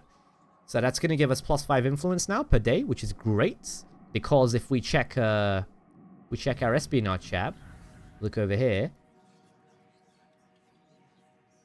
Atreides has 116. And I can wait for a data pass for this to tick, right? 117. Right? And like once that day's passed, if I look at what it was from 116 to what it is then, that tells me how much influence Atreides gets per turn. Without having to put spies here to get this information, you can actually just wait for a day to begin, look at what their current resource is, and then just keep an eye on here when the day passes and see how much they have, and you've got a pretty good rough estimate, you know, give or take one value, one unit, right? You'll know exactly how much they're making at that moment. We are listening, Majesty. All right, so our point of interest got stolen. How unfortunate. How unfortunate. We'll just have to grab this intel instead. Very unlucky there. Not the end of the world, though. Like, you know, these points of interest are pretty much just bonuses that we're just grabbing because, you know, it's free. It's free real estate. So we don't care if somebody steals it. I'm not going to lose sleep over that. Oh my god, both of these got passed. Right, so military development slowed down, which is fine because I'm not planning to research military while this is active anyway. So it's just slowing others down if they're researching it. Multiple factions voted for me on the influence gain, so this has screwed me over a little bit. So I've gone from having, what was it, +5 or +6? Yeah, so I've gone from having +6 to +4. Not the end of the world, especially since they dumped their influence into that to get that vote. So if we look at the other factions now, all of them barely have any influence to go by. I've got 71 stockpile for the next vote, so great for me. This is probably the biggest hit for me. Someone voted, the minor houses and a few other factions voted for -20 Solari per village controlled. But again, that affects most of these other factions more than it affects me, so I'm not really too bothered about that. Like, yeah, I'm only getting +8 now, but I already completed that quest that I need to get income for. So really, you know, once this is done, I'm just going to jack this up to fully stockpiling spice again. So, no big deal. No big deal. Let's get a militia set up here as well. We're missing one. And I need 185 for that, which we're getting close to having actually. This is 191. This is 117. I could take this right now. And I could. But what's going to happen most likely is I think I can't remember the exact amount I get from a spice payment. But I think it's 700. And if it is, I'll hit 5k hegemony. If not, you know, rip. I have to wait one extra time. So siege detected. What's the bonus here? I get 2 Fremen agents. It's at a place where I can maybe expand and actually take advantage of it. But for now, I'm not going to waste precious water on that because that's going to actually put me in a negative in terms of income. Got some raiders coming my way. Not a problem. Get some people in position. Class create per economy building or for military we get that. Well, there's not a lot of other military buildings I'd want to place, honestly, around these places. So I think we'll just want to take advantage of Plascrete here. And the reason being is that we're at 290 right now, and when I hit 5k, I want to get that economy building up, because that's going to be our mid-game economy boost to kind of even things out again. We are ready. Alright, begin our attack. And if it wasn't just 2 guys, I'd actually activate Scavenger Team, and I don't think it's worth it for just 2 people, so we're going to leave this as is. And speaking of that, we haven't done Spacing Guild yet, so I can't use Consolidation yet as my next research. Not research, sorry, as my next operation. This would be nice to grab up here, but it's going to be quite pricey. And the reason it'd be nice to grab is because with this resource, I can get cross workshops up to add further passive hegemony income to help me with that. But we're now in 3rd place on hegemony, I believe. Barely in 3rd, almost in 2nd, in fact. Still behind Atreides, but, you know, otherwise we're doing fine. 131 extra intel, that's enough for a free operation, basically. So I'm going to actually... could get a probe set up here. And I will get a probe set up here, just because I can. What else can we get nearby? Point of interest-wise. Nothing, really. Not yet, anyway. So when you... oh, there's one up here that I forgot about. Yes, siege detection and expansion development. Well, we've got nothing better to do. We might as well. Might as well send a guy down there to go and grab that. And make sure we don't forget about deploying our harvester again.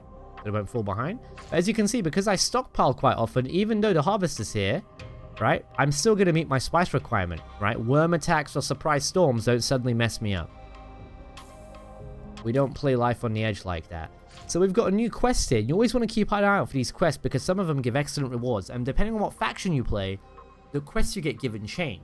So for Fremen, for example, right, you can get some lovely quests where you get like a max rank Federkin, right? Without having to tech into them. That's nice to have. Free unit. Or particularly, like, you know, you might get a quest where you can get a bunch of scrap for free, right? So you can get your altar out faster. Lots of little things like that. Now, the quest we're looking at here is if I go out and pillage any villages or sieges, I can make money off that for every village or siege I pillage. Or I can get 1,000 Solari from building 5 new economy buildings before this quest ends and 20 lands rats standing. Now, these are both good. Normally, I'm not really looking to pillage too much, though, but I might make an exception for the time being, just because that could be a really good economy boost for me. Also, holy shit, my money just tanked. Why is that? Why did my money tank suddenly? What did we change there for that to tank so suddenly? Not really sure what happened there. But we can try and fix that to a degree. We've been sitting on Plascrete cap. Let's find somebody low on Plascrete, like this gentleman here, and offer him some for a bit of money, just to slow that resource bleed down.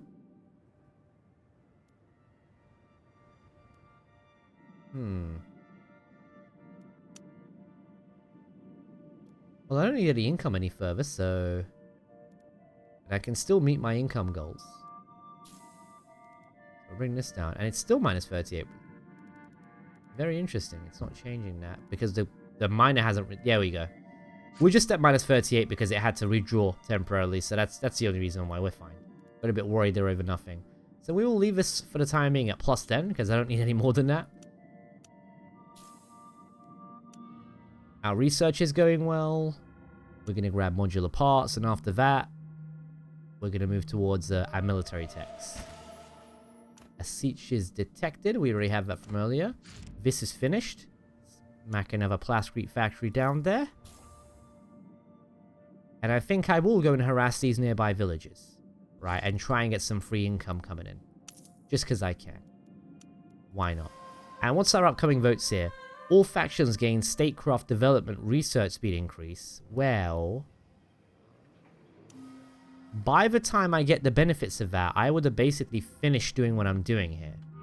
So, not really all that useful for me. If I get the money, I'd like to build Emperor Monument next. So, we'll start pillaging some villages to help with that. Where are the nearest ones I'd want? I think I'd like to capture this village, so I can then get closer to capturing this. So we're not going to pillage this one, because that'll shoot me in the foot, and plus the traits here aren't that bad on that village. But I don't mind pillaging the ones around here for the time being, just to make some extra money. So we'll go and start with this one up here. Send my units up. Following orders. On the offensive. We serve the Imperium. Yes, Majesty.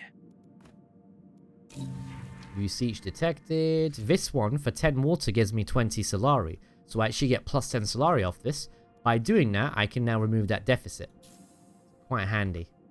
Need to apply that one. Doing good on these. Everything's looking fine. Almost got my next agent, in fact. We're making a decent amount of intel. Thanks to our buildings and our bonuses. We're going to do some pillaging. So now, we just made a spice payment, and that allowed me to hit that 5.3k hegemony, like I said, right from that payment.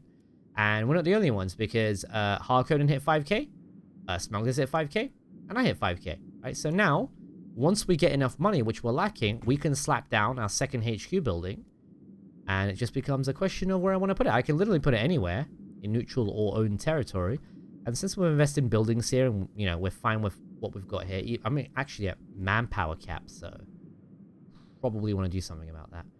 I can't sell manpower unlike the smugglers, so we'll just have to spend it on something. But I I might just have to put it here, honestly. 191, 117. This is affordable. I could actually just smack it down there. I need 3k though. So, I will pillage down here first.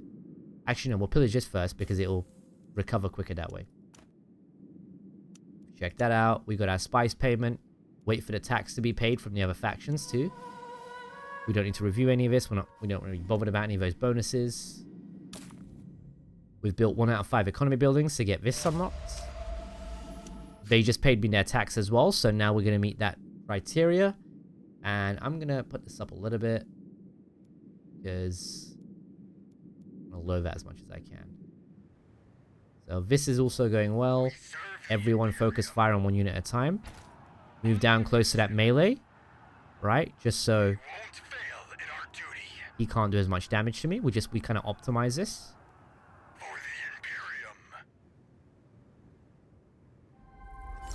And I could annex this right now. In fact, I've got 191, and it'll be great to have this under my control. But I need to save my authority to put my headquarters down here. So instead, we're just gonna... If I pillage it, not gonna be good for me actually. So you know what I might do, in fact, is actually... Money. That. Tough call. You know what? I won't pillage this. I changed my mind. What do we have here? Smugglers is activate an operation on my village, so there's going to be some bandits heading to this village soon. And we know this is an increased siege detection one, so we're going to come down here and grab that while we're nearby. And again, just looking for other related points of interest, like this one here. I'd like that. That's free money, and I need money. So I'm actually going to move one of my infantry down there to help out with that. I think I lost a unit. Probably starved to death. I don't know what happened. I wasn't paying attention. Ah, Sandworm got it while I wasn't looking. And our truce with Atreides has ended. That's not great. So we lost a unit, but because of how cheap our infantry is, it's going to cost me 200 Solari to replace it. I'm already on manpower cap, so that 20 manpower is not going to really bother me. It's a shame because I did want that extra Solari down. Now when I come down and grab this point of interest, essentially I'm just paying for the unit I just lost. You know? So not the best scenario. That was just bad luck. You know, it happens. No big deal. The more pressing problem is Atreides possibly attacking us. So what I'm going to do actually is, because I know the bandits won't be a threat to this village. Or actually they might. We'll stay close by just in case. Resolve. Oh, 600 Solari though. Very nice. And now, I've got enough to build another base building. And I'm going to actually... Do I want Emperor Monument? It will increase my income. I don't need that buff particularly. But it will also start helping me generate hegemony passively. Tough call. Tough call. I'm going to hold on to it for now. I don't think I'm going to be going for a hegemony win, quite frankly. So... we're okay on that department. Oh, and since I'm at 5k now, and I'm making over 400 plascrete, we can come down here like I planned, right, and slap my resource building here. Alright, and that's gonna fix my money issues once that finishes building. Landsrat Council is up. I don't really care about any of these. I guess I can say no to this with my free votes, just because I can. We are listening, And, you know, back these guys up. They can handle themselves. It's not really a problem. And we can tell from this icon, it's a smuggler operation because, you know, bandits wouldn't have a blue icon above the base. For the Imperium. Atreides with an army at my borders, right? Very, very suspicious. This is usually a telltale sign they're going to attack. The question is, they're going to push here or here? But it doesn't matter because this fight's about to end, so I can already move my units to deal with whatever bullshit they're planning next. Right? We'll bring our boys down here. Matter of fact, I want them to be... maybe here, right? I want them to be somewhere where Atreides commits to the attack. so I can kill some units before they retreat. And this could be a good situation here to activate Scavenger Team. The one problem is they do have Landsrat Guard already researched, and mine research is actually just finished for Landsrat Guard. So I'm about to get mine too next election, right? And I'm definitely going to want those. But we've finished all of our statecraft research now. We don't need anything else from here, to be honest. So now we're doing modular parts. That's going to take 7 days. And once that's done, come down here and start teching towards recruitment center.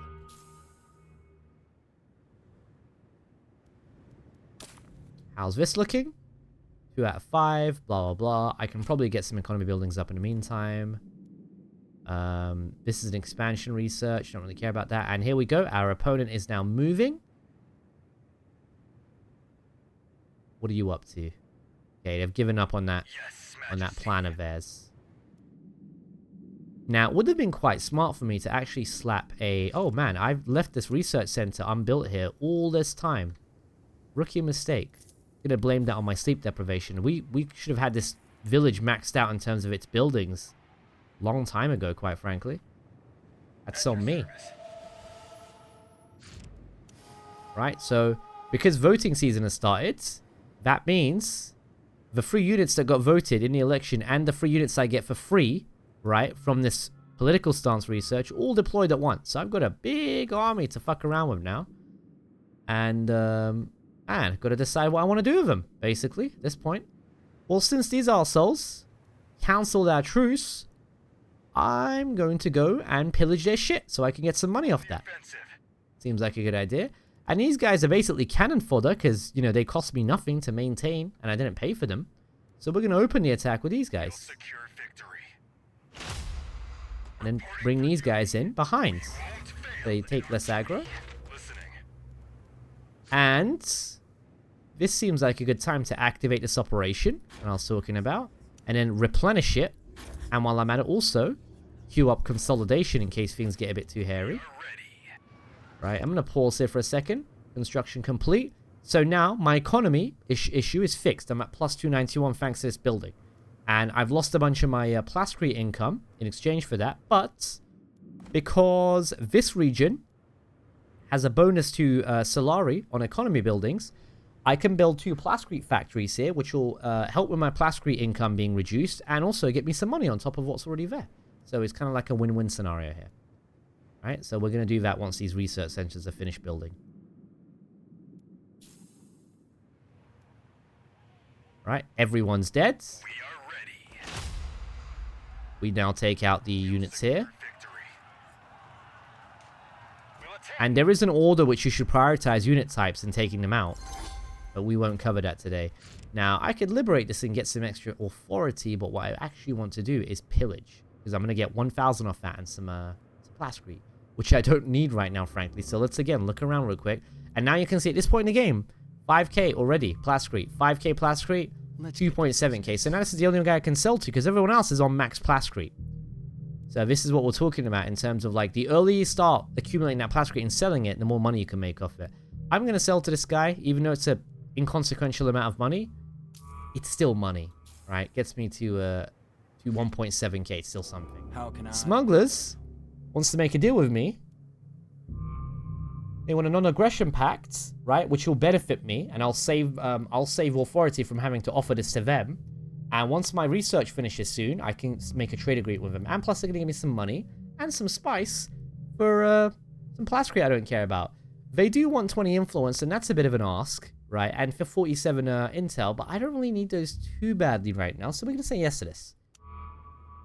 And that's going to further give me a nice stockpile of spice. And because I no longer need money that badly, I can jack this up all the way up to stockpile again. And by the end of this guild fee demand, I'll have double the amount stockpiled for emergencies. So we're doing really well there. We're going to start pillaging here. And while my main army pillages, I'm going to grab all these Landsrat guards, come down here. We just made a truce with these arseholes, didn't we? So I can't even... I was planning to fucking pillage down there, but instead we'll come down. We'll pillage this. Right? Because the more I pillage before this quest ends, the more money I can take off it. So that's why I'm trying to early aggressive. So Atreides actually messed up by attacking me because they did me a favor. Like now I have nothing stopping me from just, you know, packing all these dudes down here. So we have a raid coming in with 3 units, and that's not a threat to me.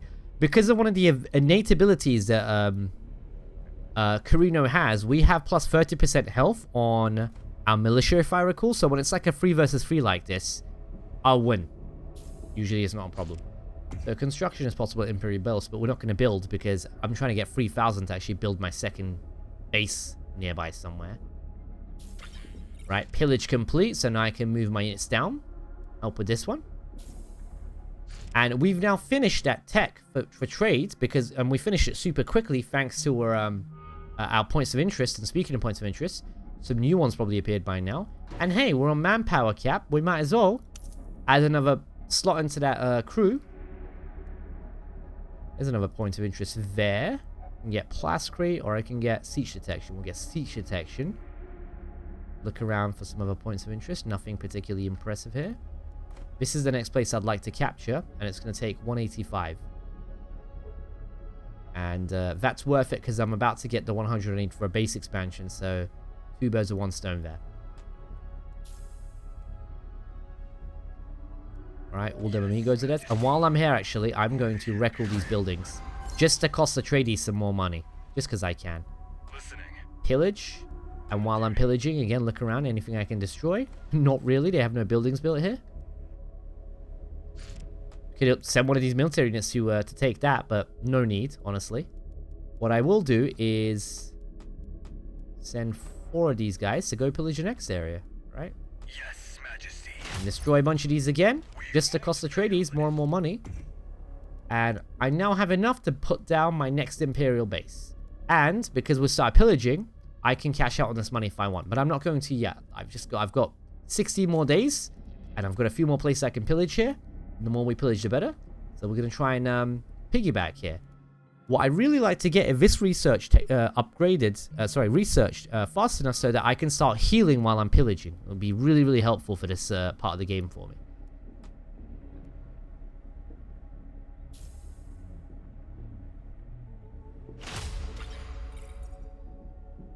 On the offensive. How's this fight going? We're winning and we haven't lost a single unit, although we're getting close to losing one soon. Worm appearing down here. That's not good for my health. Let's hope I don't get unlucky. I might want to come down here for the time being. We're fine. And we have a new agent available who we're going to plop down over in Spacing Guild. And our pillage was successful, so now we're going to take our units and come down here. And what I'm going to do here is I'm not going to immediately pillage, but I'm going to wait here once this finishes so I can replenish some of my supply. Right, before we finish the pillage. So I can build my next construction, which I'm going to ignore. Landsrat is ready. Minus 50% Solari upkeep is nice for the elected faction, so I'm going to dump my votes on that. And you can see, because I'm making so much influence now already, I'm already at influence cap. And this is why we want to have that headquarters building set up so that we can actually kind of, you know, play around that, right? And I've got enough money right now that I can actually start building Emperor Monument and also still have enough to build my headquarters, my next base, sorry, at the same time. So we're going to wait here a bit, let this recover, pillage, get that done. And then immediately come down here, pillage this. And that's probably the last one I'll grab. Probably. Actually, I'm not friends with Harkonnen, so I think I'll come and pillage this instead. Because this is like a bit of a move around, and also there's deep desert as we go through here, so that's gonna really fuck up my supply, and I don't want to be in that situation. And plus, this village has no defenses, so let's come down here, take care of these amigos, focus them down one at a time. There we go. Right, and I'm getting a bit low on supply, so I'm getting a bit worried there. New siege detected. And hey, look at this. This is great. +1 authority for 10 mortar. I can afford to lose 10 Solari, but an extra authority helping me expand quicker, especially, you know, as a faction that has authority problems. That's great. So we're definitely going to grab that.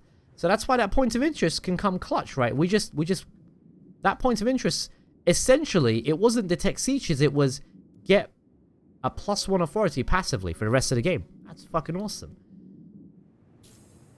Yes, Majesty. Alright, while we're chilling here, and we're going to start pillaging soon, we're going to take out this airfield to discourage Harkonnen from being able to fly their units here to back them up. I'm also going to take out this refinery, because this is their spice area near their, well, not near their base, but this is one of their spice areas. We can maybe fuck up their economy and their spice tax payment. You know, it doesn't hurt us to try this. And if the refinery's gone, the vehicle's gone, and now we're gonna pillage. Right? Yes, Majesty. And everyone's recovering their supply in the meantime. Bunch of hostiles, so Atreides have grown some balls. They're coming in. They've got 4 units against my free militia, so we won't win this fight, but I'll definitely have bought enough time to you know, to not lose this village. So we're fine. If this was a player, what they would do to be smart about this is actually not try and take the village, but come down and basically try and kill the militia and then just destroy as many of these buildings as they can, just to kind of mess with me, essentially. But I know the AI is not going to do that. So instead, I'm going to look at what I can kind of benefit from here. And we said Plascrete was going to be what we're going to build here. So I'll actually slap some Plascrete buildings down around here somewhere. And that will max out the buildings in that village.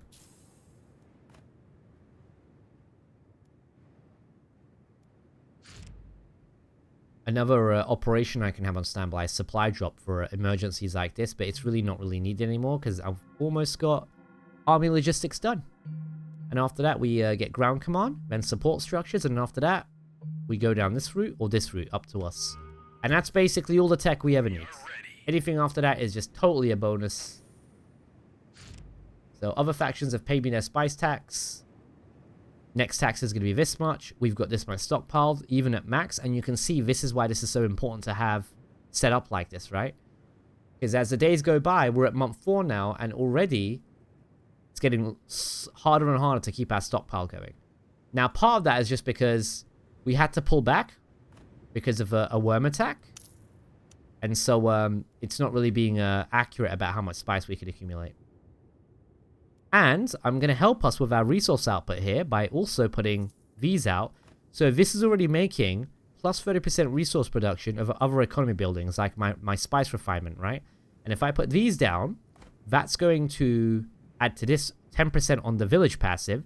So we could get 10, 20, 30, 40, 50, 60, 70% on my spice refinement output, right? And that's going to help me make sure that I don't miss my spice payments from my one refinery that I'm going to be using for the entire game. You can see how these can really stack up and come in useful. All right, we're done here.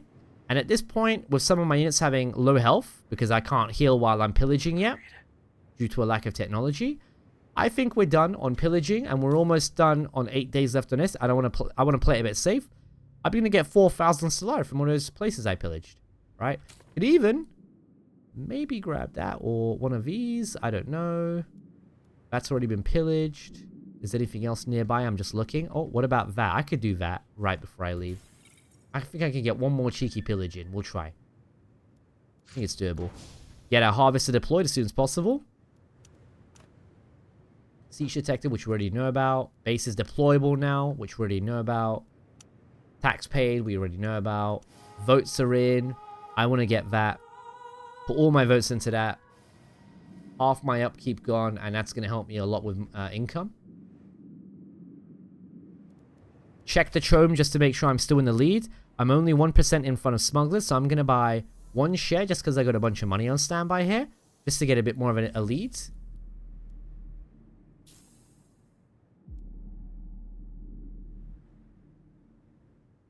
Oh, enemy units have appeared. So, oh, a bit unlucky here because I'm now fighting 4 enemies instead of 2. They're running away. Good for me. We just want to focus these guys down. Again, as long as I don't lose my mainline infantry, right? These guys are temporary. They're not going to be around forever. They're about to expire soon. So, I'm not really too bothered about, you know, them dying too much. As long as my conscripts survive, that's the main thing. So now we're in position. We can pillage this. That pillage to finish before the 6 days are up. Right? Done. So I made some money. And don't forget, that money I'm going to get off this quest is including all the money I've gotten from pillaging too. Like, that's money on top. Right? And now we just return back home. And on my way back, I might even attack this village and then take over it. Because, you know, special region, give me some extra stuff. And this is going to boost my placery output as well. So, win-win. Right? Now we're going to hand this village in and get 5,000 Solari. Right? For free. Bam. Right, now I've got 12.3k. I can use that to invest further into the stock market. And I'm going to use some of it for that to get a 6% lead. Right? A little bit of a head start. I'm now making +8 authority, which is a decent amount to have, all things considered. About to take this region next. And I'll probably grab this one afterwards as well. For 191. 191 for that. 185 for that. So I need about 400 roughly. And I'm getting close to 400 so I can take both of these near each other. Right, I'll probably slap the HQ down here. And then grab this next, which is another unique area. And I'll build a processing plant here.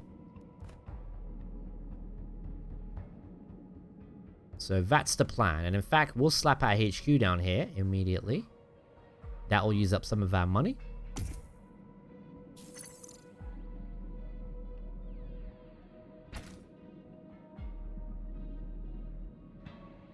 Hopefully we're not going to starve to death out here. We're not. Looking fine. They have recovered from that. Building complete here. Last building that we need. And I might want to have a Kronos out at some point to help with my aggression. If it feels like I'm not going to win through hegemony. And looking at how far Atreides is going here. I very well might not win through hegemony. So I have to make a decision between, do I want to try and get an economy, a very strong economy going? And, oh, you know what I've forgotten completely while we're doing all this is I've got that research, right? But I didn't apply to it. And plus, at 5k hegemony, I could be making more money here. So what we're going to do is we're going to actually give smugglers some Sardaukar, right? And in a PvP environment, you give this to people for free. But in PvE, you can easily get the AI to give you as much as it was going to cost you to send it to them. And every time they kill a unit with the Sardaukar you've lent them, you get some Solari off that, right? So it costs you nothing to do this trade. And you get benefits from actually people having this applied to them, right? You get damage benefits to your army as a passive, right? So we want to give this. And while we're at it, I also want to offer them, right, a trade agreement. And I can ask for some more money in exchange for that. And you're going to see my income shoot up if he accepts this trade agreement, which he likely will. Right, so we're going to go from 362 per day to 487, right? 120 increase, right? Just from setting up that trade agreement with them. Now, I've not really been beefing with Harkonnen too much. So if I was willing to use some of my authority here, 21 of it, right? To be exact, to be friends with them, we could maybe consider having another trade agreement with them. And seeing how that goes. Right, I'm going to grab some more shares. Because I can. And they're relatively affordable right now. And I mentioned Irulan before. And I still forgot to invest in his stuff. So now that we've remembered a second time. I'm going to press the I key. To get detailed view here. And I'm going to look if there's anything these guys have that I can boost that benefits me. And frankly speaking, the answer is, for the most part, no. Because the AI hasn't really built that 5k hegemony economy building, the one over here that I built, to give them a boost. Because that's a really good no-brainer to boost if they have that. And we can look around here as well and see if Harkonnen has that constructed. Right? Like, we might not be able to see their details because we're not allied with them yet. But we can look at the physical buildings because we know what that economy building looks like and see if they have it. And from the ones that we've uncovered, from the regions we can see, they don't. What about Atreides? Right? What do you guys have? Right? Some plastic factories here. These things are burning because I looted them. Nothing here. Nothing here. I can see. And that's probably just because it's in the fog of war. I bet I can send a scout down here. There's no way all of these are just unbuilt. Like, literally no way. So it's just that we can't see them. So what we might want to do is, if these guys weren't busy uncovering stuff, I'd probably want to send some ornithopters down there to scout for that. But for now, I'm not going to bother. So we have constructions available at the Imperial base And I'm going to actually start building something. Instead of finishing everything here right now, I'm going to begin constructing a military building in the second Imperial base, specifically the barracks, right? Because it's kind of overdue at this point. I want that plus 30% health for all my military units. I want that XP. But more importantly, I want to be able to unlock gear options for my conscripts, because it really powers them up once you get those. So we're going to grab that. And while we're doing that, we're also going to grab a statecraft building to try and get this to tier 3. And I have to decide, like, do I want faster agent production right now? Not really, to be quite honest. Or do I want Landsrat? And honestly, I want more Landsrat. And plus, this helps with my treaty upkeep costs, which I'm going to be trying getting more of. And not to mention, every treaty I have with a faction, it gives me a plus 5% to that associated resource on a treaty. So now, once this is built, instead of having plus 10% trade income from my trade treaty with smugglers, it'll be 15%. And you already saw how much of an increase in Solari that 10% was. So that 15% is going to be nice, you know, overall. So we're going to build that here. Bonuses for military and for economy. What can I put military-wise here? Honestly, nothing. Nothing that I'd want to have here for military, quite frankly. So that plus 3 Solari income isn't really going to do much. So since I've got an opening here, what I'm going to place, TBH, is going to be...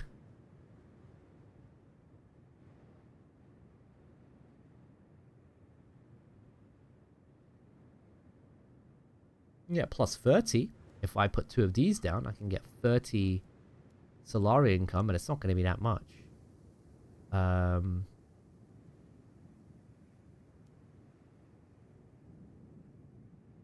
think I'd just like to get my spacing guild built here, to be honest. Yeah. I'll just slap the spacing guild here. Need someone to put this anyway, might as well build this place. That'll help us get a Kronos out, which is my frigate for later on. And I want that. Oh, look, because the voting season ended, all those temporary units had disappeared. Just at the last second. Luckily, I should still be able to win this. At least I hope so. I haven't got free range. I misclicked, clearly, because I'm missing range. Get rid of this guy next. And then once he's done, I'm going to pull him back for a second, because he's going to die otherwise. Then we're going to bring him in to do that. Alright, there we go. Barely clutched it. We're about to lose supply and die here, but we just barely clutched it. And I'm going to actually build 2 melee conscripts in the meantime back at base, so we can even out these conscript numbers. And we're going to capture this. I've still got 100 left. This is good, because up here, it's going to cost me 200. We can start saving for that. Or I can start saving for this, even though I pillaged it. Oh no, I didn't pillage it, luckily, so I could... This is 220. This is about 200, so I'm actually going to save up and grab this, because this will give me 100 extra Solari per day when I capture it. So we're going to wait for that. This is capped. Get some militia placed here.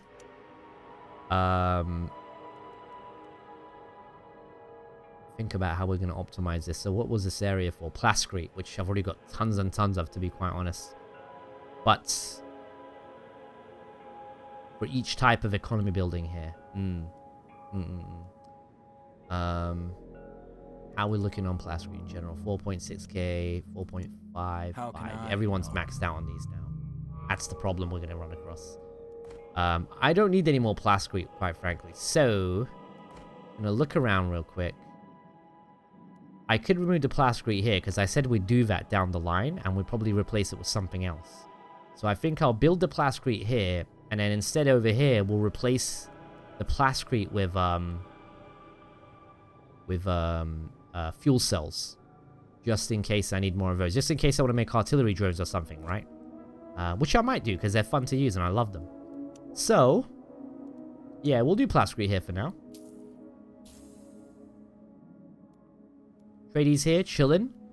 I might want to start some shit with them just for funsies. So we'll come down here, and what we'll do is get my range units ready, and we'll just shoot them from this distance, because they don't have any rockets up from what I can tell. So this will aggro them and piss them off, and they can't directly come. Oh, they can come up here directly. Oh my god. That looked like a cliff, so I didn't really bother. But that's fine. Because, again, you kite them.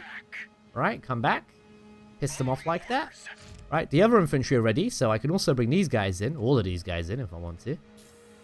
But I won't do all of them, because what I like to do sometimes, especially against AI, is leave these guys in their HQ to act as a defensive force in case, you know, bandits and stuff start harassing down there. We're going to pause real quick, look around again for points of interest we might want to take.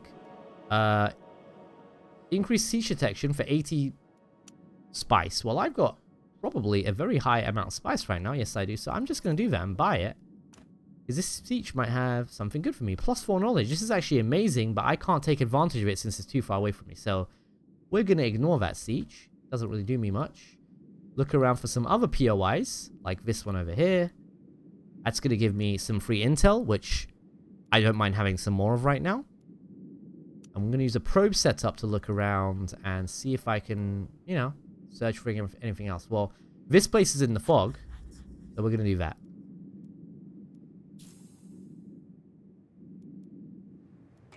I'm going to group these two units. Melee's into group 1, range into group 2. My barracks is almost done. That's good. And this is almost done too. Right, so then move these guys in. Before they start building a freaking missile silo or whatever, we want to bring all our boys in and attack. Right, so there we go. Get these guys all into focus them down. Oh, enemy attack coming in. We're going to retreat here. Bait them into attacking me. In my territory, ideally. I lost a unit. Damn, they melted someone real quick. Quite concerning, TBH. So now we will want these guys in coming in because odds are not looking in my favor. Construction finished. I've got one more spot here. And this isn't going to be optimal. So we have to decide on what we'd want to put here in this unoptimal spot. And I think I'm going to put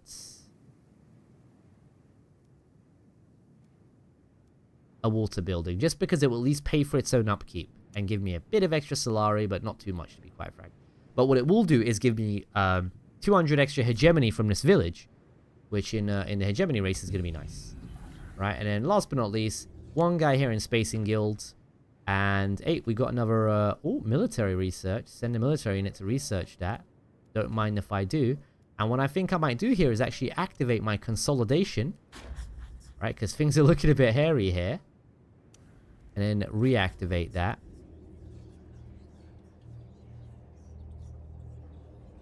What else would I want here? Disabling carryalls could be interesting.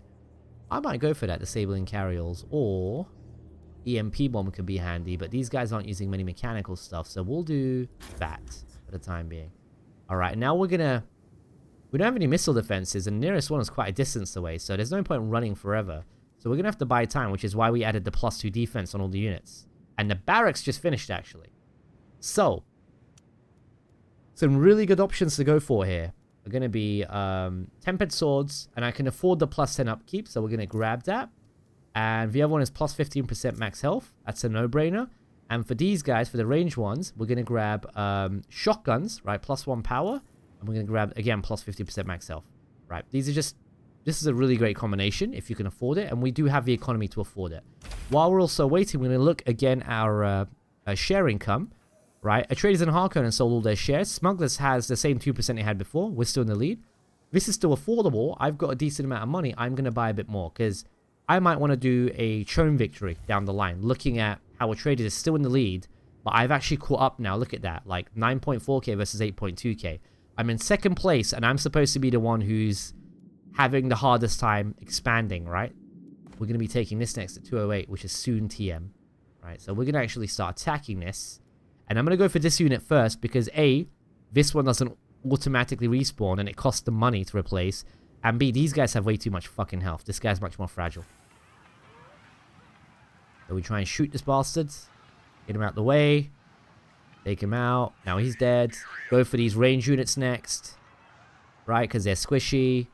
Gonna lose a unit there. Go for these guys next. And we're trying to also bring these guys in as well at the same time. We're just gonna control A. Select them all. Chase them down. We don't care. It costs them more money to replace those units than it costs us, right? Because their units are more expensive than what I'm paying, right? I pay, and especially if I was using Aram Sham, which is normally what I use for advisor, right? I get a reduction on these, but I'm paying 200, right? And depending on the faction, some factions might pay more manpower or more Solari, right? It varies from faction to faction, but conscripts generally are cheaper, and with Aram Sham, they're even cheaper than they normally are, right? So you kind of capitalize on that. So we've got 3 of these, but we've lost 2 of our melee. So we're going to just replace these guys real quick. It's going to cost me 400, right? Which is nothing with my current income. I'll make that back and then some in a day.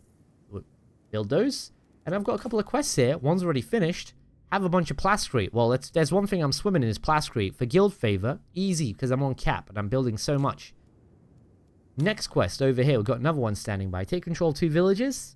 I'll get some influence. I don't really care about that. Or produce influence, which I'm definitely going to do before this ends, because I'm producing 13 per day, and I'll get some infantry for free for 20 days, right, that I can use to attack easier. So win-win. We're going to definitely do that. Bring some units in. Start focusing these amigos down. Just because I can.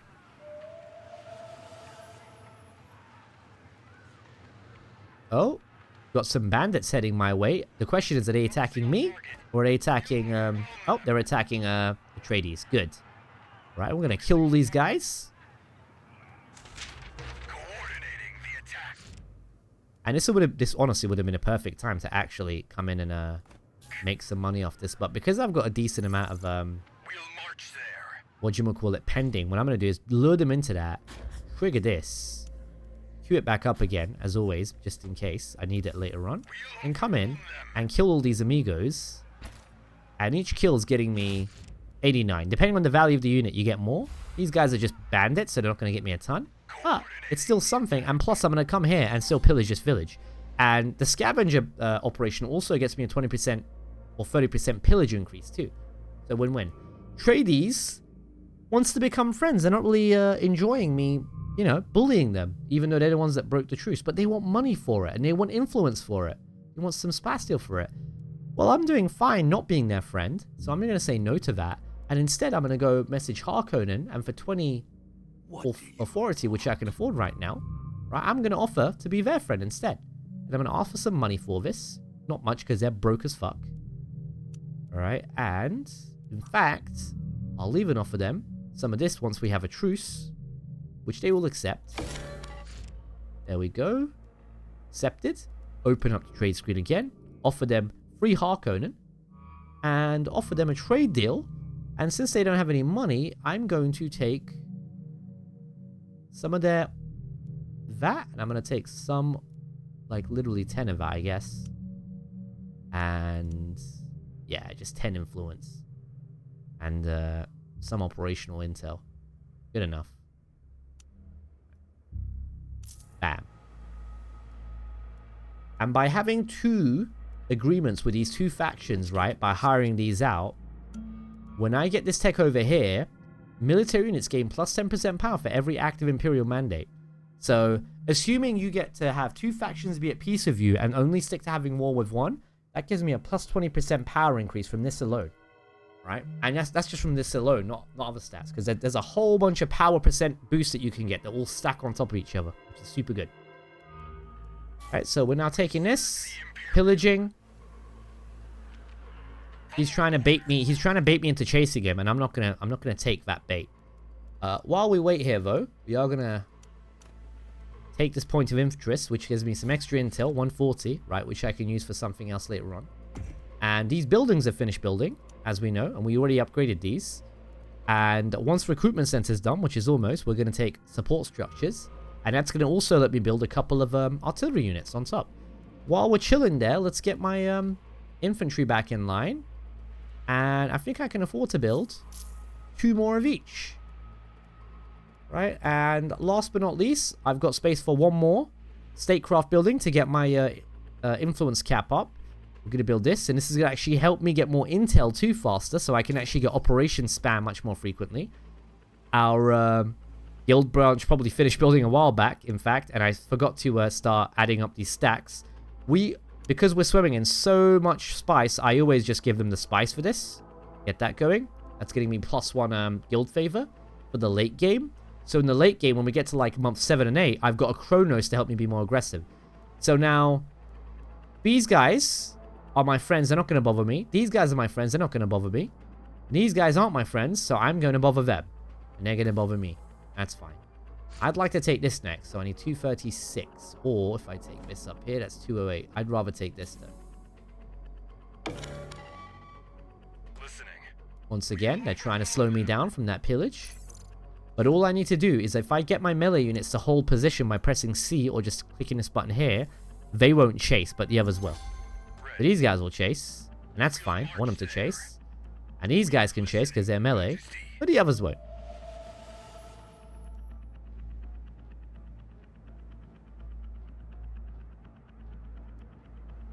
And I'm going to keep chasing them here, because it doesn't bother me. Got raiders coming in, only 3 of them, so not a problem. I'm just going to ignore that. We are listening, Majesty. Pillage is almost done. Serve the Imperium. And I'm going to come down and pillage this next, because I can. Offensive. And screw Atreides for betraying my truce. And now, because we've got this technology and military research, whenever I'm at a village, an enemy village, I can heal my units there while also resupplying. So this allows me to leapfrog much more easier behind enemy lines. Now, I don't want to overextend too much because I have no airfields around my empire, right? And so I don't want to like, you know, get too far away and then have trouble coming back to defend my territory. But right now, even with this, right, like I might want to pull back, but in reality, no, because it's a 3 versus 3. This guy's already dead. It becomes a 3 versus 2. I'm going to win this fight. I already know I'm going to win that fight. That's why I ignore it. I don't know, units investigating. Shit, and it's at 98%. That's unfortunate. Well, luckily, got one guy right there. Move these guys down. Yes, Majesty. We finish this. We're going to start this attack. For the Imperium. Move in. Kill everything here. We'll attack. On the offensive. There we go. And then chill here for a bit. Start pillaging that. That's going down. That's finished. Get some free military. Let's see what it's going to bump me up. I hope it bumps this up. Fingers crossed. Yep. That just saved me some time. Excellent. And next, I'm going to go down here. Right, now we could come down here and get Sardaukar, but these guys aren't that amazing. And if you're going to tech into this, you only want 1, maybe 2 Sardaukar at most. But I actually prefer coming down here because the plus 10% for Mandate is really nice to have. And the plus 10% power from having 10 or more units in a region is also really nice to have. So I think these actually just kind of like beat out the Sardaukar. The only reason I grab Sardaukar is just because I'm coming down here to get the plus 4 command points and the plus 1 armor at the end. But generally, I don't think Sardaukar are worth it. They're not useless, and there are times where it is worth it getting them. But usually, like, I don't, you know, like, I think it's more useful to give Sardaukar to others than it is actually to use them yourself, personally. Yes, Majesty. We'll march. Get our units down there. We are He's done too. Get him down there. Did I do that correctly? I for did. duty. There we go. Vote coming up, by the way. Plus 52 Chome shares. If I had not missed this, I would have actually made this using my ability to just be for one faction and then dumped all my votes into this to be the only one who gets the plus 50 shares. But what I will do is actually support this because... Or I can get 2 agents, actually, which is also useful. But the reason I'm going to support this is because most of those other factions are probably just going to sell their shares anyway, so it still benefits me, and I'm going to grab that. Am I at 10k hedgy? Yeah, I'm not, so I don't get the bonus of voting for another faction. Yeah, and getting... Yeah. So we're just going to vote for that.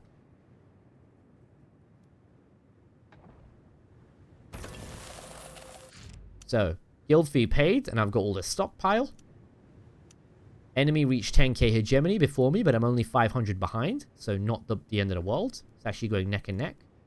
I have enough money to, you know, continue investing, and I'm at 11% now in Chome shares, right, if I want to win through that. And I've got another base construction possible, which we're going to build a recruitment center here to help with my manpower and other things.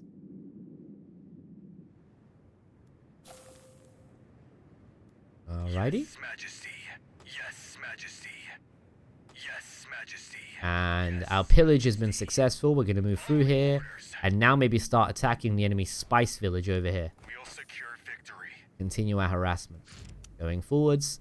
Look at that. Way, way over the spice requirement I need. No big deal. I can even start selling some this time because we've got 2.2 on the Solari right now for the exchange rate. So I could bring this all the way down and make 800 instead of 500 a day. But you can see how, like, how little spice economy really helps you. Like, me going from the one extreme to the other doesn't even jack up my income that much compared to just leaving this here and just going for other stuff for my income. Right? Because this is like basically 600 right now, and if I bring it all the way to sell it, it's 800. So I'm just getting 200 extra Solari. It's not like that huge. This is finished now, so we're going to actually cash that in, get some extra units, and send them my way to help with this village attack. Ready. We serve the Imperium. Get these guys down. Voting has ended, and we won this vote. Right, so now I've got even more Chome shares. Going to buy some more too, and now I'm at 15%. Right, get this combat done. Move in here. And I've got 2 extra slots here to use operations. I'm going to queue up Orbital Strike. Just because always been interested about seeing how I can use this. So we're going to queue up Orbital Strike. And I actually Defense Sabotage first because this is actually super useful at villages that have rockets like this one. Now I won't be able to charge this in time. Or can I actually? Yeah, no I can't. But I'll be able to kill this village fast enough. Like, you ignore the rockets. You try and kill the militia as soon as possible. Whoa, whoa. What the fuck is that army, brother? Ready for instruction. Change of plan. Luckily, they're getting in transports probably to come down here because they think I was going to attack this village, which I was. But I am getting... Yep, they are. So, luckily, we kind of baited them. They were about to just queue up and get on the border and attack. Yeah, they've got a real big army right now. We're going to move the fuck away. Get as many of these Landsrat down here. And that's why their army's so big, is they're using those 3 units on standby. Alright, we're going to get all these guys together and just getting position here. That was problematic. But we clutched it out, right? Buy some more shares, because again, I'm sitting on a decent chunk of money. Just keep saving that up, right? We're up 16%. Now this is done. They're free, right? I'm getting plus 100 max influence, but times 2, right? My research speed is doubled, plus 20% Solari output. And I'm going to build 2 economy buildings here as well to get also another 10% Solari output here, making it 30%. And I'm going to max out the military districts here for tier 3 to get plus 2 military power on all my units too. And that's how I like to basically organize my 2 base headquarter buildings. That's my favorite way. That's not the only way, but it's my favorite. Generally, I kind of gravitate towards that. Looking around, I can now capture this. I can now almost capture this. In fact, I'll even start getting ready to take that. And I can probably just afford to send some Landsrat Guard. We're actually done with research now. All the stuff I wanted to get. So now we're going to go down this into this. Right? And that's pretty much all the important shit out of the way. Anything beyond here is just basically a bonus. We're good militarily. We have multiple buildings we can build here. So once that other thing's done, we're going to get a command post set up here. And that's going to give me plus 30% damage output. We can now build artillery drones. And I'm going to give them the long shot upgrade and shrapnel ammunition. Because we're mostly fighting organics. I've got the CP right now to actually get one out. But the only thing we're missing is fuel cell capacity, right? Because we forgot to finish building these as we planned earlier. Get rid of these. Over here. And replace them with fuel cells. Like I said. Just in case we want to build artillery. But we want to be careful about... Yes, Majesty. Ah, it's been raided. So we have to wait a while before we can actually take that, sadly. But... that's fine.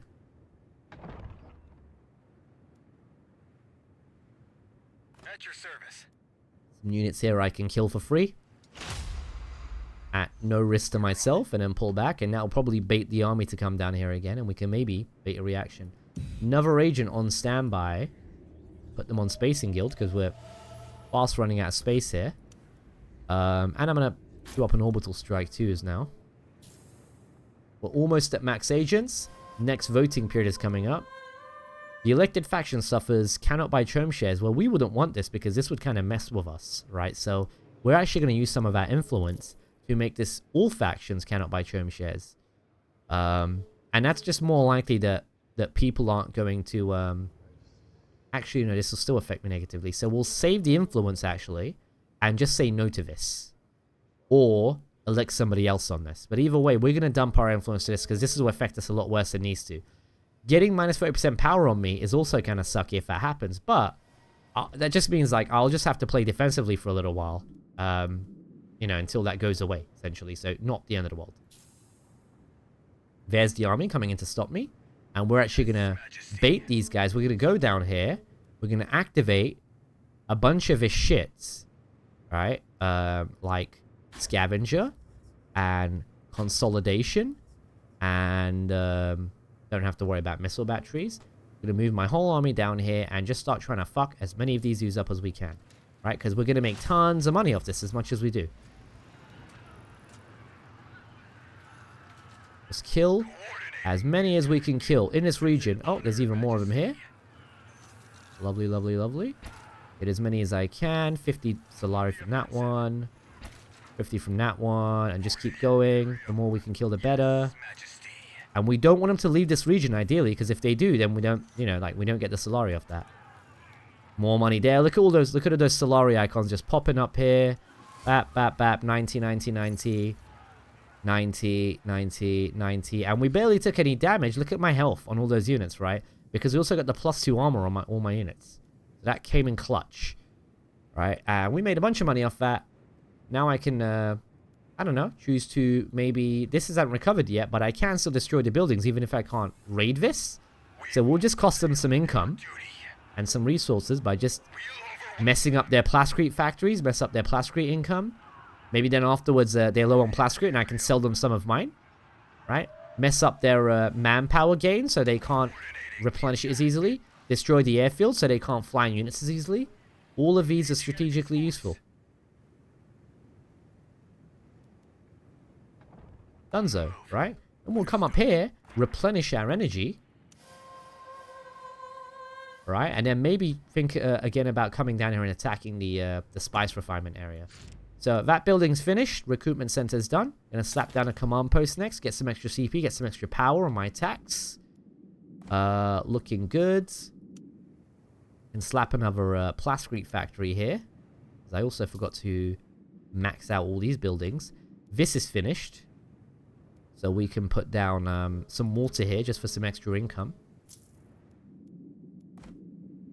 And then we can once again replace... I think I put 2 plascrete now. Yes, I did. And replace the other plascrete here with an additional fuel cell factory. And that's pretty much, honestly, probably the only fuel cells we're ever needed in the entire match. And now I can afford an artillery drone.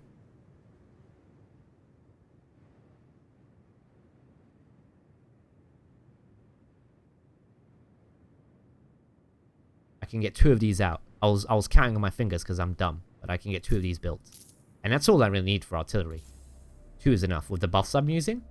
And now we've got a pretty decently balanced army. I've got 4 riflemen, I've got 4 melee, right, and 2 artillery to support them. And if I, you know, with command posts, I'm going to get an additional 4 CP. And once I get these lower techs down here, that's an additional 4 CP. And with those, I can build some extra infantry. But besides that, we're basically Gucci. There's some stuff here I can research. Economic development. I don't need economic developments. Let's look out for some other points of interest I can maybe utilize. None nearby I can see. Fine. We've replenished here. Time to move in. While we've still got these free units, let's take advantage and just rush down here. Quest over here. If I produce enough Solari for Imperial Mandate, I get a free Sardaukar at max level and some Landsrat standing, which would be nice. Or complete a siege on a village near an opponent's main base. Well, this counts as near an opponent's main base, so that'll let me complete this objective. We are listening, Majesty. Bam, done, right? And this is their fuel cell factory, which I could possibly affect to mess with things. They've got some other buildings here. But we're going to pillage this, right? Get some extra money, get some extra plasticry, get some extra dust. Both, not dust. This is an endless space. Get some extra spice. I'm gonna vote that Smugglers suffers from this and loses 20% of their own, whatchamacallit. Then so I will get for everyone who votes on Atreides on this. As much as I'd love to vote for Atreides on that, I can't. Because I don't want to risk losing my income on that. But Smugglers is the closest, right? So if I get them to go through in that vote, they'll lose 20% of their shares. And it costs them, and they can't buy any more shares as well for a period of time. And that lets me gain the lead, because they're starting to catch up on Chome shares. I've got to be careful. Right, so we account for all of that. Getting our pillage going. Our buildings have completed, so that's being constructed. Construction extra water here, because that just means more income and more hegemony for me. And fuel cell is already built as well. And our artillery drones are ready. We're going to make those guys group free and bring them down here for additional support. And I think how we're going to have this is we'll have one set up over here, one set up over here to give us overwatch. Or matter of fact, we can do it a different way and just destroy this refiner as well. Pillage complete. Destroy some buildings here while I'm at it.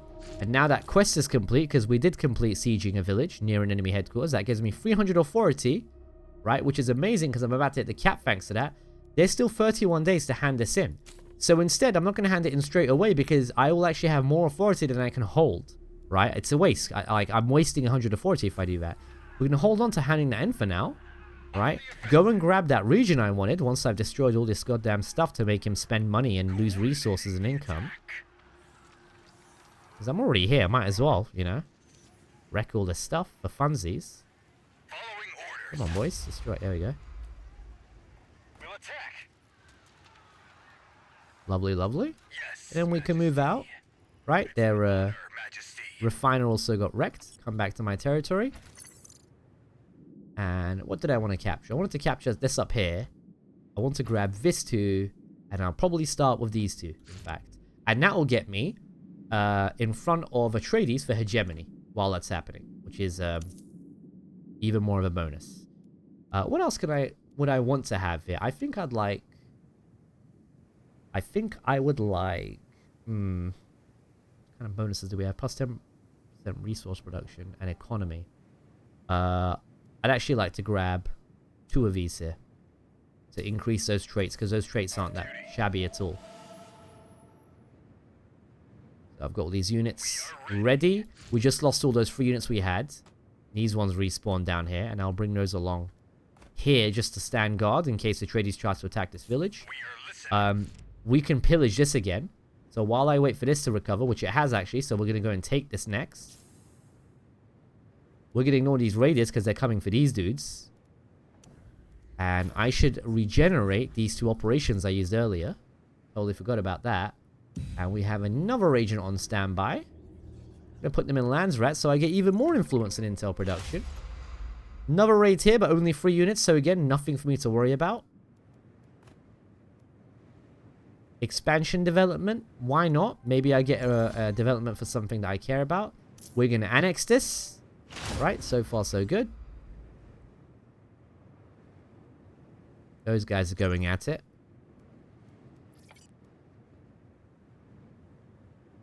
Annexation complete. Move them down to here. Build our militia. And now I can get a water extractor built here. The unique thing for the polar. And that's going to give me plus 50 water. And I can, because I'm playing Corrino, I can build double water extractors and get plus 100 water. So just going to get me even more income. We've completed both objectives here. Lose 2,000 Solari or lose 100 authority. Definitely Solari because I'm swimming in money right now. Imperial base is finished building. About to get that completed.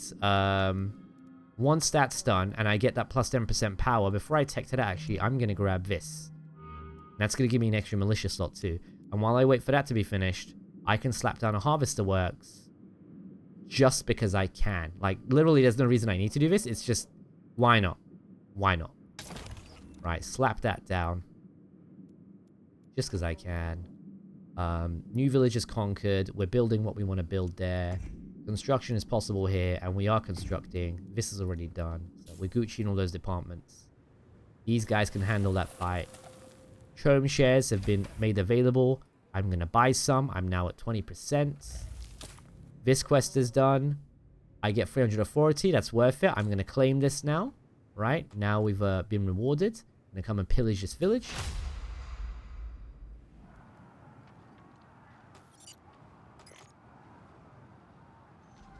See those artillery units just doing God's work over there? God damn. Buy some more shares. Just keep buying. More than enough spice.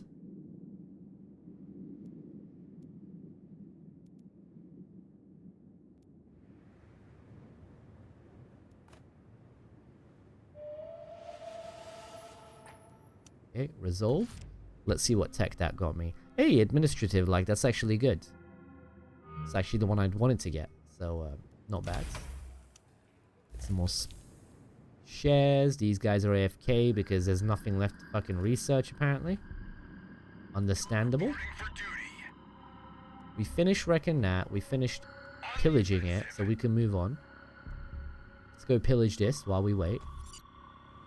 I'm gonna keep my artillery back here, and in fact also move up the these dudes with the artillery. Let's go capture this. Building is finished. Get another 50 water from the second extractor now.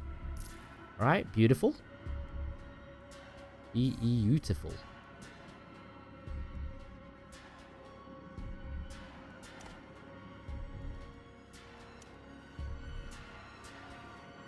And again, we're checking, right? Look at me. I'm going toe-to-toe with Atreides on expansion, right? On a hegemony. And it's only going to get better from here on out. Because now I'm getting +7 authority per turn, right? Now I'm making decent money. Like, all these little things happen. And this isn't even the most money I can make. Wait until Water Seller's Unit becomes available soon. I'm going to be swimming in the money. Definitely want to get that military upgrades. Research buff when I can. I'm halfway to an economic victory. We're at month 6, right? So we've got 2 more months to go. And it's going well for me. Oops. My fucking artillery decided to take the lead there for some stupid reason. But we're good now. Alright. Start bombing. Look at that splash damage. Utterly beautiful.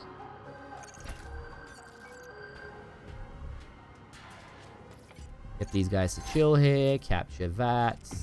Construction here complete. And when this research is done, last building there for military to get tier 3 military district built. And that's going to become faster because we're about to get a 50% bonus to that research speed. So the other thing we'd want to have here is probably, just because this is going to be a highly contested place, I think it's about time we put a goddamn airport down so that we don't have to walk so goddamn far. So we'll get this down here. The other thing I can do is we're getting real close to getting guild favor, right? I can keep some CP aside so I can get a Chronos out soon, right? Not that long left for that. One more side quest or one more something or other, and we can probably get that dropped out. Right? Still got more authority, so what I'm going to do is move down here. And while we're doing that, let's check the traits here. Plascrete Factory, Militia Slot. Like, just a bunch of shit that... Like, as if I need any more Plascrete, really. So what we'll build here is this has got 7 wind strength, plus I can get all these other resources. Since I'm racing toe-to-toe with Atreides, in fact, I just took the lead, we're going to prioritize building crafts workshops here. So we can passively generate more hegemony. Right? Like, that's going to be the strat here. And we can also move these dudes down here, capture this, and this is a rare territory with processing plant to generate even more passive hegemony, because we can build another one of those crafts workshops down there. So you can see how this is going to start snowballing for us, and we'll end up winning through hegemony most likely before I get my economic victory. Although we're not doing too bad in that department either. Alright, looking around here, thinking about what I can mess with. I'm losing supply because I totally forgot to get these guys out of there. That's fine. Going in position. Unlock that for later on. What's this quest? What does that get me? Landsrat standing. Right? Once I produce the required amount, which is going to be like any second now. Votes are in. We're going to support this because why the hell wouldn't I? Looks like fun. Right? And because I'm at 10k hegemony, actually, I'm going to also vote for another faction here, probably Atreides, because I assume they have the most votes right now. Or it's pretty much even between them and Harkonnen. So maybe bring this down a bit to 350 and give Atreides some votes here to kind of hopefully give them an edge in that election. Because if I vote for other factions after 10k hegemony to get positions of power like that, I actually get Landsrat as a reward. And hey, look, we got the Plascrete thing. That's some extra Landsrat standing on top of that too. And with the bonus I get from voting in Atreides, that puts me at 400. Very, very nice. I'm going to move my artillery out again because they keep moving in point blank. Start shooting. Then I started blasting, as they say. All right. On duty. On duty. Ready for instruction. Done. And done. Take that too. That's going to put me even further in the lead on hegemony. We're finished here on this airfield. We're going to put a military base here just because this is connected to so many multiple regions. It's such a contested area. Just highly benefits me to do so. Right? Oh, we've got a whole army down there waiting. We're done with research again because Imperial Protocols is done. We'll grab this for the command points. And then we'll grab these two. Because we, not much else to grab at this point. This had to retreat, so we're going to have to deploy this again soon. This is capped. Build the militia here. Build the crafts workshop again here. Check the other place if the crafts workshop's finished building. It is. Build the second crafts workshop. Check for our bonuses. Last Crete and militia, not stuff that we care about. At your service. Right, move these boys down here. On the move. And look at that. We've got a potential attack incoming soon. So let's airdrop these bad boys. Down here. Treaty ended with smugglers, Imperial mandate. So let's contact them. Offer them another one. And get our money. Which I can use towards various stuff. And also, since Atreides, we want Atreides to win the vote for the upcoming thing, I could also offer to sell them some free influence, right? Get my influence from that. And maybe some intel because they don't have enough money. There we go. Just to help me in that department. Right, for the vote. Treaty ended. Active harvester again. +1 for 10. Right, even more authority. We're going to take that. Right, and if I could actually own this region, that gives me +10 power on my units, which would have been amazing, but I'm just way too far away to be doing anything like that. So, not really possible. Now, we're friends of Harkonnen and whatchamacallit, so again, like, I've been not using Irulan correctly here at all. I've basically not been using Irulan at all, and I can look around. And hey, look, Harkonnen's finally got that economy building up here. Because I can tell because they've got 164 Solari coming in for it. So I'm going to boost this. And I'm going to take 64 of that 164 Solari for myself. And get some Plascrete and some water. And because I make, 1-to-1 Solari for water, it's actually not 64 Solari. It's going to be 78 Solari in total. So let's grab that. And that jacks me up a bit on my income. We're going to go down here. Look around at these guys. And they've got their experimental alloy furnace built as well. So I'm going to also fund this. Get some free money. There we go. Symbiotic relationship. And here comes the enemy attack. Bait them. Get some kills. Just stack up some XP for free, like they're not a threat right now. They picked a bad time to try and harass me.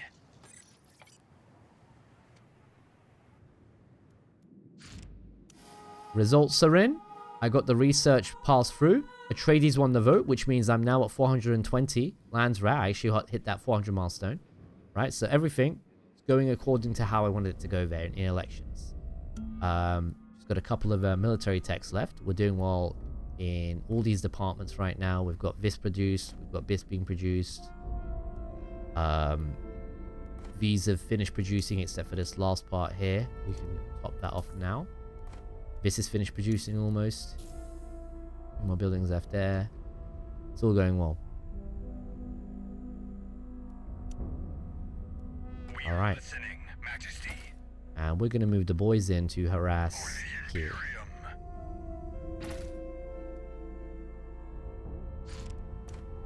Construction's complete. We got the military base already placed there. I'm good on manpower. Plus 20 is all I really need here. So I'm going to actually put down a missile turret just to help with the defense of this region. And I'll probably put down a second one afterwards too. Next up here, we're going to get some additional Solari output. If I recall, this place didn't have amazing passives. Yep, so after Solari, we're also going to build wind farms here for additional income. And here, another crafts workshop. Increase my passive hegemony income. And this is helping me take the lead now. I'm basically at 16,000, almost, 100 away from that. And they are at 13,000, right? Let's round it up and just say 14. Right, so I'm 2,000 ahead, and the gap's only going to get bigger and bigger. My lead's going to get larger and larger. We serve the Imperium.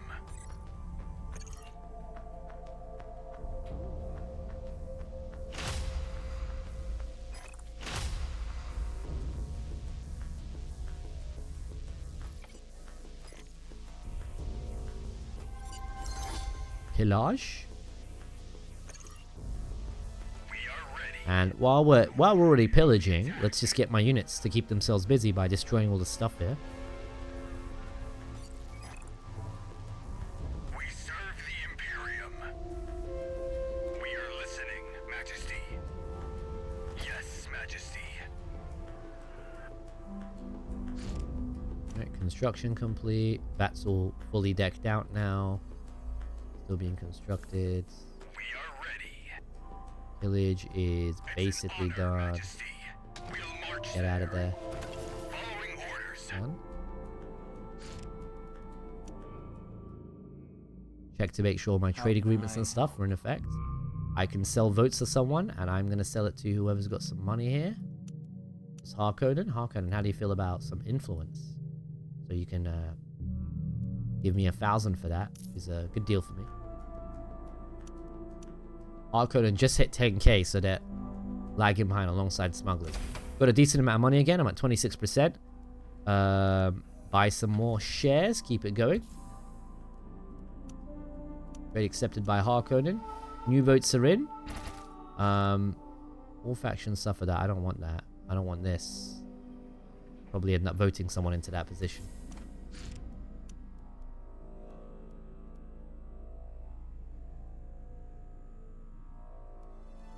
+4 per statecraft.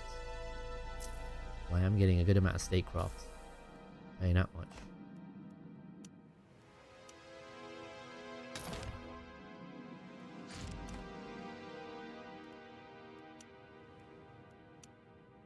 Two missile batteries as planned. That's all free.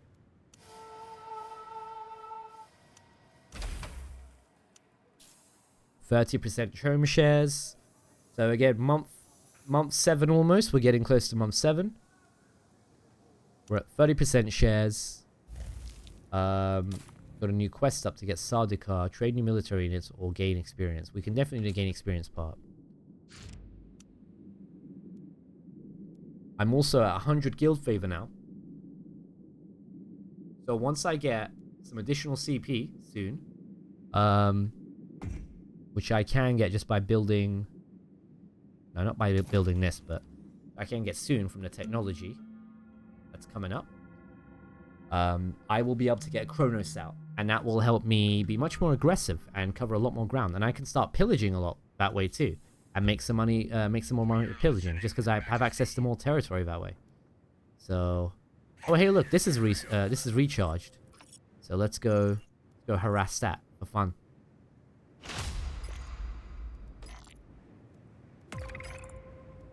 Raiders, but again, oh, there's actually 4 of them this time instead of 3. So what we'll do is we'll move the artillery down there just to back that lot up.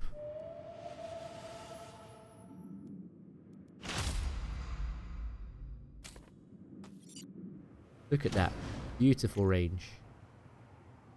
Look at that damage from just 2 artillery drones. All right,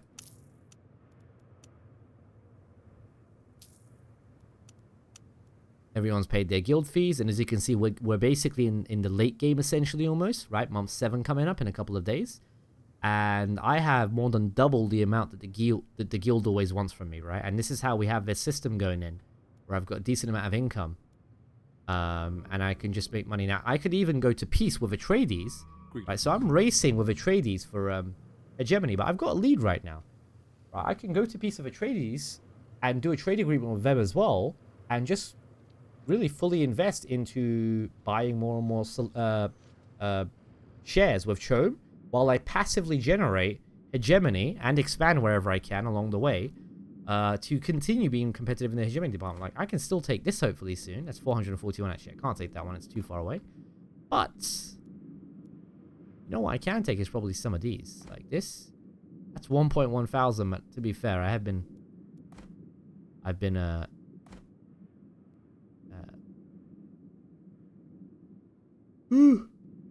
been pillaging those. That's why it's so expensive.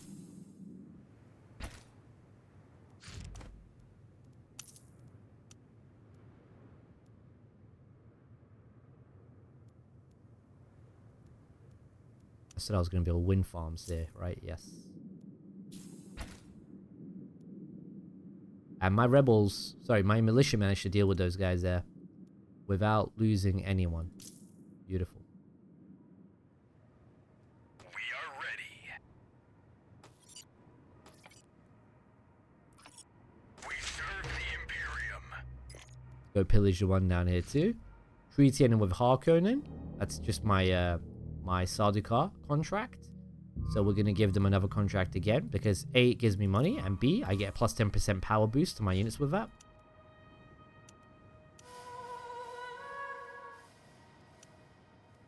How's this quest looking? It's looking good. We're not too bothered about that quest, quite frankly. But if, you know, if we can complete quests, we complete them when possible. On the offensive.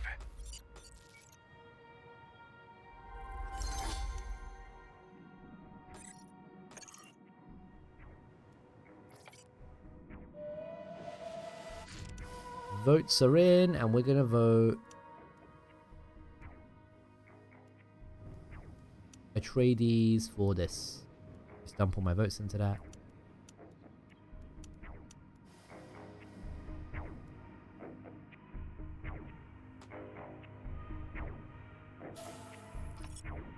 We serve the Imperium.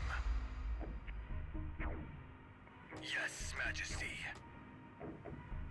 Yes, Majesty.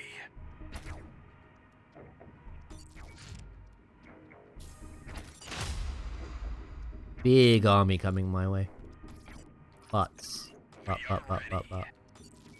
we can definitely harass the ever-living fuck out of these guys in the meantime. Like so. And just melt them.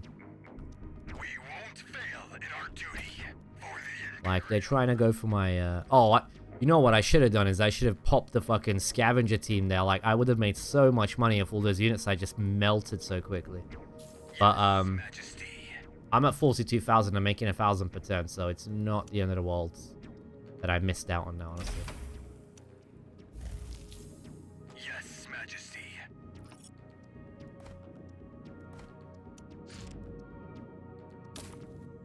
New quest, and it's already complete. Get that guild favor. Get my wind power up, right, with some more money.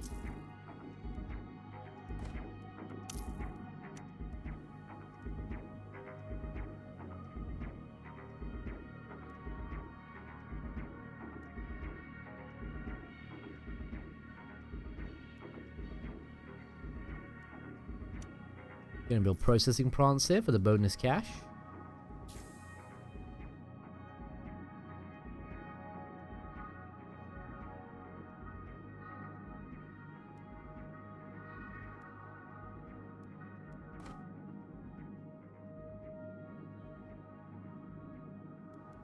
We are listening, Majesty.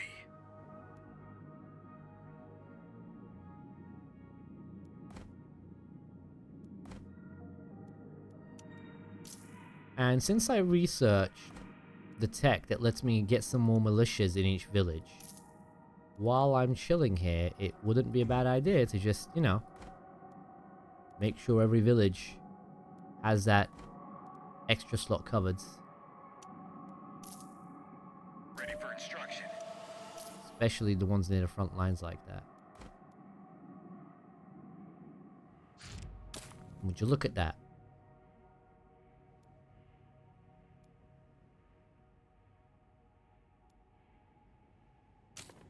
Claim my rewards.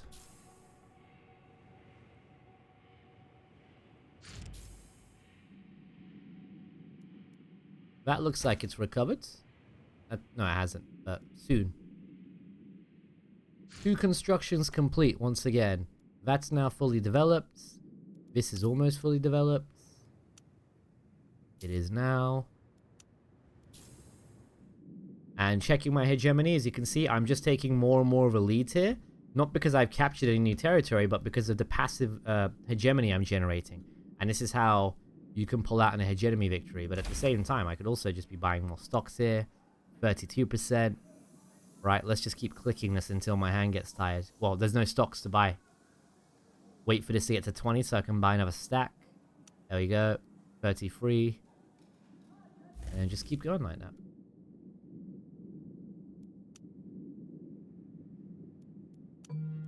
Almost 4 more days and I can get a Kronos up. While I'm waiting, may as well harass. You know, just kill some time, piss the enemy off.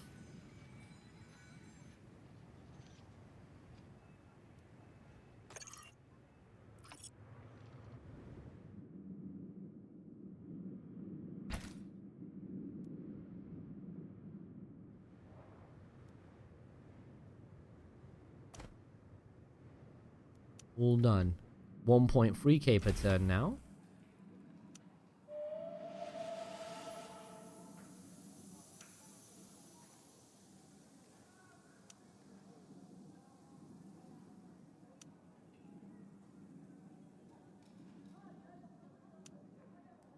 %. Well, we got plus 30% authority. Dune governorship. Who's eligible for that? Not me. I think it's Harkonnen? Yeah. So we're going to have to try and skip that vote. Make sure they don't get that election. I really want to go for that plus 30% authority, but we're going to have to make sure these guys don't get their vote through. Less than a day. And I get way more power on my units, and I get my Kronos built. There we go. Kronos can now be queued up. And now we've got a pretty good unit synergy. We've got 4 melee, 4 ranged, right? 2 artillery to help with the infantry DPS with these guys. And then the Kronos is gonna add on to that DPS with more explosive and anti-armor damage, acting as a shield as well with its high HP. And most importantly, just being a mobile airfield. Holy crap, look at that. Heading down there. Glad I'm not dealing with that problem.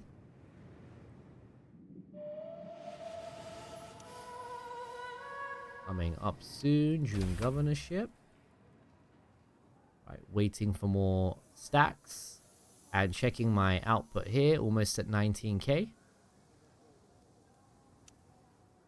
37% on Chome. And still rolling in the money. Still got plenty to spend. Plenty to spend. Who this? Useless people that I don't care about. Oh, they've actually grabbed a spicing build down there. I'm going to go and harass that just because I can. I'm still going to go harass these guys just because I can. And look at how good Artie is. God damn. Love that unit so much. It's why I actually tried out Corrino the first time I heard about them. Yes, Majesty. Their artillery unit just looks so interesting.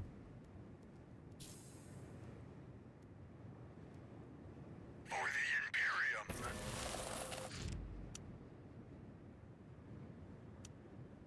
Build fee paid, and most importantly, new Chome shares available for me to just constantly buy out.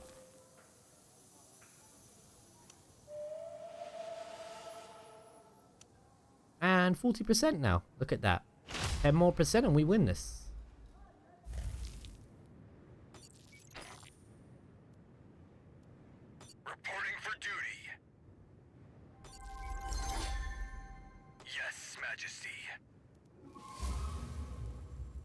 Could annex this, but I'm just gonna pillage it for now. I could annex it though.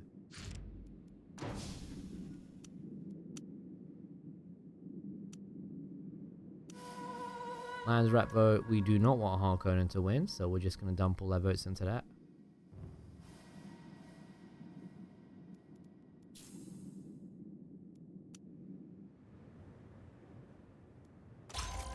Oh, enemy is hopefully not going for me right now. But if it is, We're at your service. my Kronos is ready. It's not, it's going for Harkonnen. The Kronos will take position there. Alright, so we also got a Kronos ready now. We'll tame this backwater planet. We are ready. We obey. Glad to serve on the spearhead of the fleet. Damn. These guys really going at it. It's an honor, Majesty. Yes, Majesty. Tradey seems to be trying to assassinate me while I'm sitting on a lot of money and intel, so I'll do a counter assassination just in case. Hey, that's a relatively large force. The crew salutes you, Majesty. That might be a bit too much for my militia to handle, so we'll actually go down there and back them up on this occasion. We'll march there. And I think this is a good idea to activate scavenger here, so we can get that bonus. Ideally.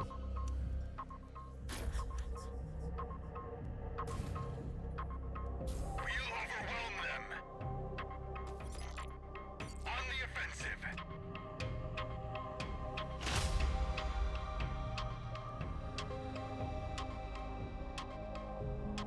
We won't fail in our duty.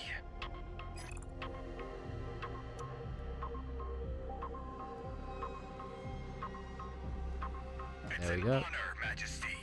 Following orders. We obey.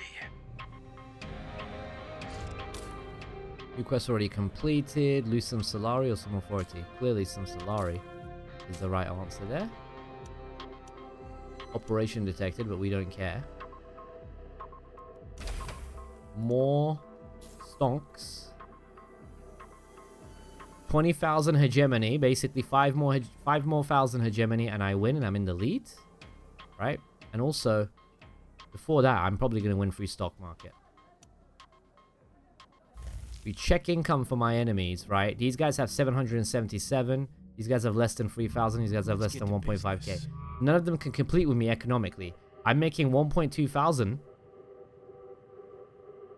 every day, and I've got a stockpile of 44k. So as long as there's shares to buy, I'm buying them. Like, we're good on that economy front. Nobody can catch up at this point through money. Militarily, I'm also in a very good place.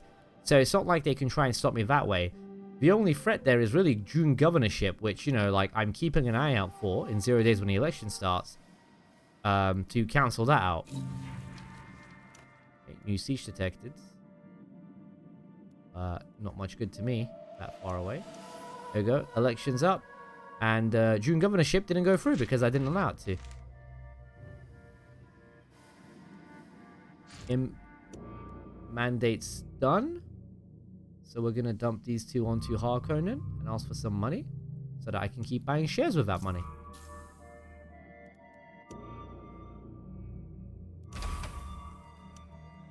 %, just 5 more percent, and we're Gucci.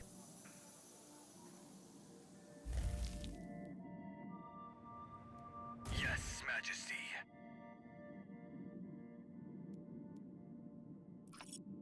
Let's go down there and harass Atreides for some cash.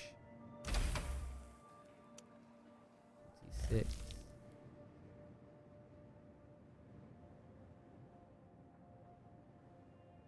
We are listening, Majesty. We serve the Imperium.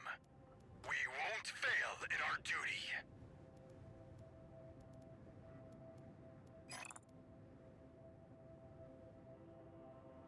Fire on my command. For the Imperium. Pillage that some more. More shares while I wait. 48%. Oh, they built their economy building here, the idiots. Now I can destroy it. Fuck their money up. Slow them down even more. They've got an army coming down here. Fine by me. Alright, once again, keep slowing them down.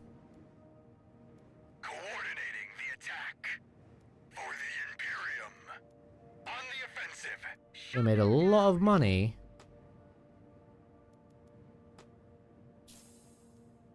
We'll overwhelm them. We won't fail in our duty. On the offensive. Coordinating the attack. Pillage that too. That one's finished pillaging. Okay. New lands right cancel. Blah de blah. See if there's anything else I can power up here to benefit me. 13 water. Not much there. Already boosting this if I recall. Yep. 50 water here, but I'm already boosting this. 214. 23 here. That gives me 9. That's about worth it. 13, 15.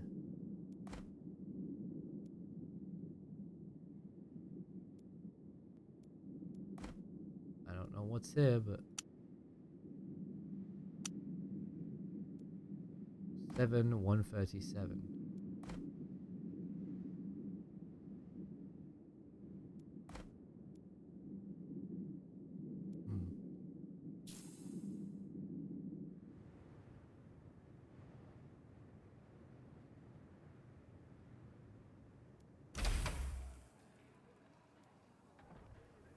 Come on, stonks.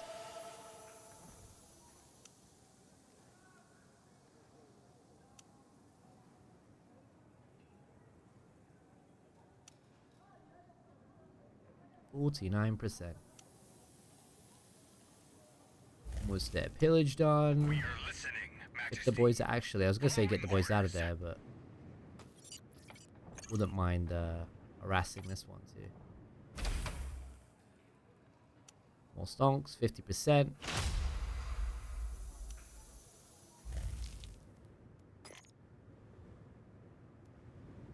Reporting for duty. And real quick check here in hegemony. I'm still at 20k. The trade's catching up, almost 18k, right? 2k behind me. But we can always slow them down. I can always take their authority. I'm literally staying at max authority right now. Like, I got a lot of options here. But if I just hit this button, I just won. And what do you know? It's month 8, right? Like, that's where usually games end, is where I'm like, month 8 is when they usually... Somebody wins, either through Chome, through hegemony, or something. Right, I'm hoping that so-called quick video, which I said was going to be quick, but ended up being 3 hours long, helps you. I won't even upload this, honestly, because I think you will never watch it at this length.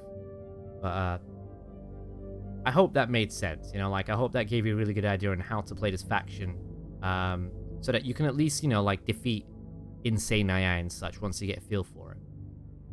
Okay, if we look at the summary here, definitely by far killed the most units. Obviously, I had the most shares. I had the most hegemony at the time. I had the most research, right? My knowledge output was actually 3rd place, but early on, it was the most just because of that start. But I just didn't build any more research and stuff afterwards because I didn't feel they were necessary, honestly.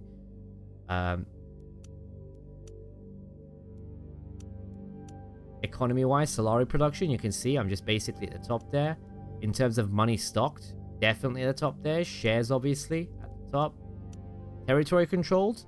For a faction who's supposed to be tool, look at that. I'm able to still grab a bunch of territory, even with the limitations. Alright, politics. Landsrat standing went up. 500, basically. Influence production was in a nice, good, steady pace. Intel production wasn't amazing, but I did, you know, I worked with what I had, and I was never really wanting for Intel too much. Command points, I had the most, which means I could always field the biggest army. Main base had the most health, you know? All the stats, right? And that was just on normal on this occasion, just because I was just trying to show you how things work, right? Help you get from easy to normal, see how doable it is. You could do the same strategy on the Insane, and it would still work. You just wouldn't want to focus so much on a Chome victory, but more on a domination or a hegemony victory. All right, but that's Corrino in a nutshell.